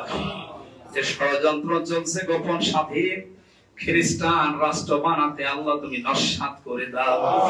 তোমার এই জমিনে শিরক হবে আর তুমি বসে বসে দেখবে, আল্লাহ আমরা কখনো মানতে পারি না। ঈমান থেকে দোয়া করছি, আল্লাহ এই ষড়যন্ত্র তুমি ধ্বংস করে দাও। আমাদের দেশের স্বাধীনতা সার্বভৌমত্ব তুমি অখণ্ড রাখো আল্লাহ। দেশ মাতৃকা যারা পাহারা দেয়, বাংলার প্রশাসনের উপরে তোমার রহমত নাযিল করো। এদেশের দায়িত্বে যারা আছে, আল্লাহ তাআলা প্রধানমন্ত্রী থেকে শুরু করে যত মানুষ দায়িত্ব পালন করছে, হযরতে ওমরের মতো সততার সাথে পালন করার সুযোগ দাও। দেশ যত কর্মকাণ্ড আছে সব তুমি নস্যাৎ করে দাও। এই চট্টগ্রামের উপরে তোমার রহমত নাযিল করো। যত মানুষ এই বিভাগের নিচে শুয়ে আছে, আল্লাহ কবরগুলো জান্নাত বানিয়ে দাও। যারা আমরা এসেছি, আমাদের ব্যবসা বাণিজ্যে কর্মজীবনে বরকত দাও। হারাম থেকে বেঁচে থাকার মতো পরিবেশ তৈরি করে দাও। বারাকাল্লাহু লানা ওয়া লাকুম ফিল কোরআনিল আযীম। আল্লাহ আমার কণ্ঠটা তুমি ফিরিয়ে দাও, কণ্ঠটা তুমি ফিরিয়ে দাও। আল্লাহ তাআলা কত মানুষ দোয়া চেয়েছে বাঁশখালী থেকে, রব্বুল আলামিন যারা আমার ময়দানে দোয়া চায়, আমি দোয়া করছি মুসাফির অবস্থায়। আজকে ইলিয়াস ভাইয়ের বাড়িতে এসেছিলাম, ইলিয়াস ভাইকে কবুল করো। যারা দোয়া চেয়েছে এদেরকে তুমি ক্ষমা করে দাও। এরাও জান ক্লাবের সাথে যত মানুষ জড়িত, এদেরকে তোমার হাতে তুলে নাও। বারাকাল্লাহু লানা ওয়া লাকুম ফিল কোরআনিল আযীম। আগামীতে কোরআনের প্রসারের জন্য এই অনুষ্ঠানটা আরো বড় আকারে কবুল করো। কখন কার মরণ চলে আসে জানি না। এই চট্টগ্রামের বাজারে কার কাপড়ের কাপড় এসে গড়াগড়ি করছে আমরা জানি না। রব্বুল আলামিন মেহেরবানি করে মানুষ কাপড়ের কাপড় গায়ে দেওয়ার আগেই আমাদের ঈমানের কাপড় গায়ে জড়িয়ে দেন। চট্টগ্রাম বিভাগে আসলে কোরআনের জন্য যারা বুকে টেনে নেয়, আমার জাহিদ ভাই সহ তারা কোরআনের জন্য আমিও ভালোবাসি তাদেরকে, এই মানুষগুলোকে তুমি মাফ করে দাও, শেফায়ে কামেলা যেন নসিব করো। আজকে অনুষ্ঠানের জন্য যেইভাবে এগিয়েছে তোমার রহমত নিয়ে আল্লাহ তুমি ওদের দিকে ওইভাবে এগিয়ে যাও। তোমার বান্দাদেরকে যারা খাবার খাওয়িয়েছে এগুলো সাদকা হিসাবে কবুল করো। আল্লাহুম্মা ইন্নী আসআলুকা শাহাদাতান ফি সাবিলিক ওয়া জাআল মাউতি ফি বালাদি রাসূলিক। যখনই আজরাইল আসবে যেন পড়তে পারি লা ইলাহা ইল্লাল্লাহ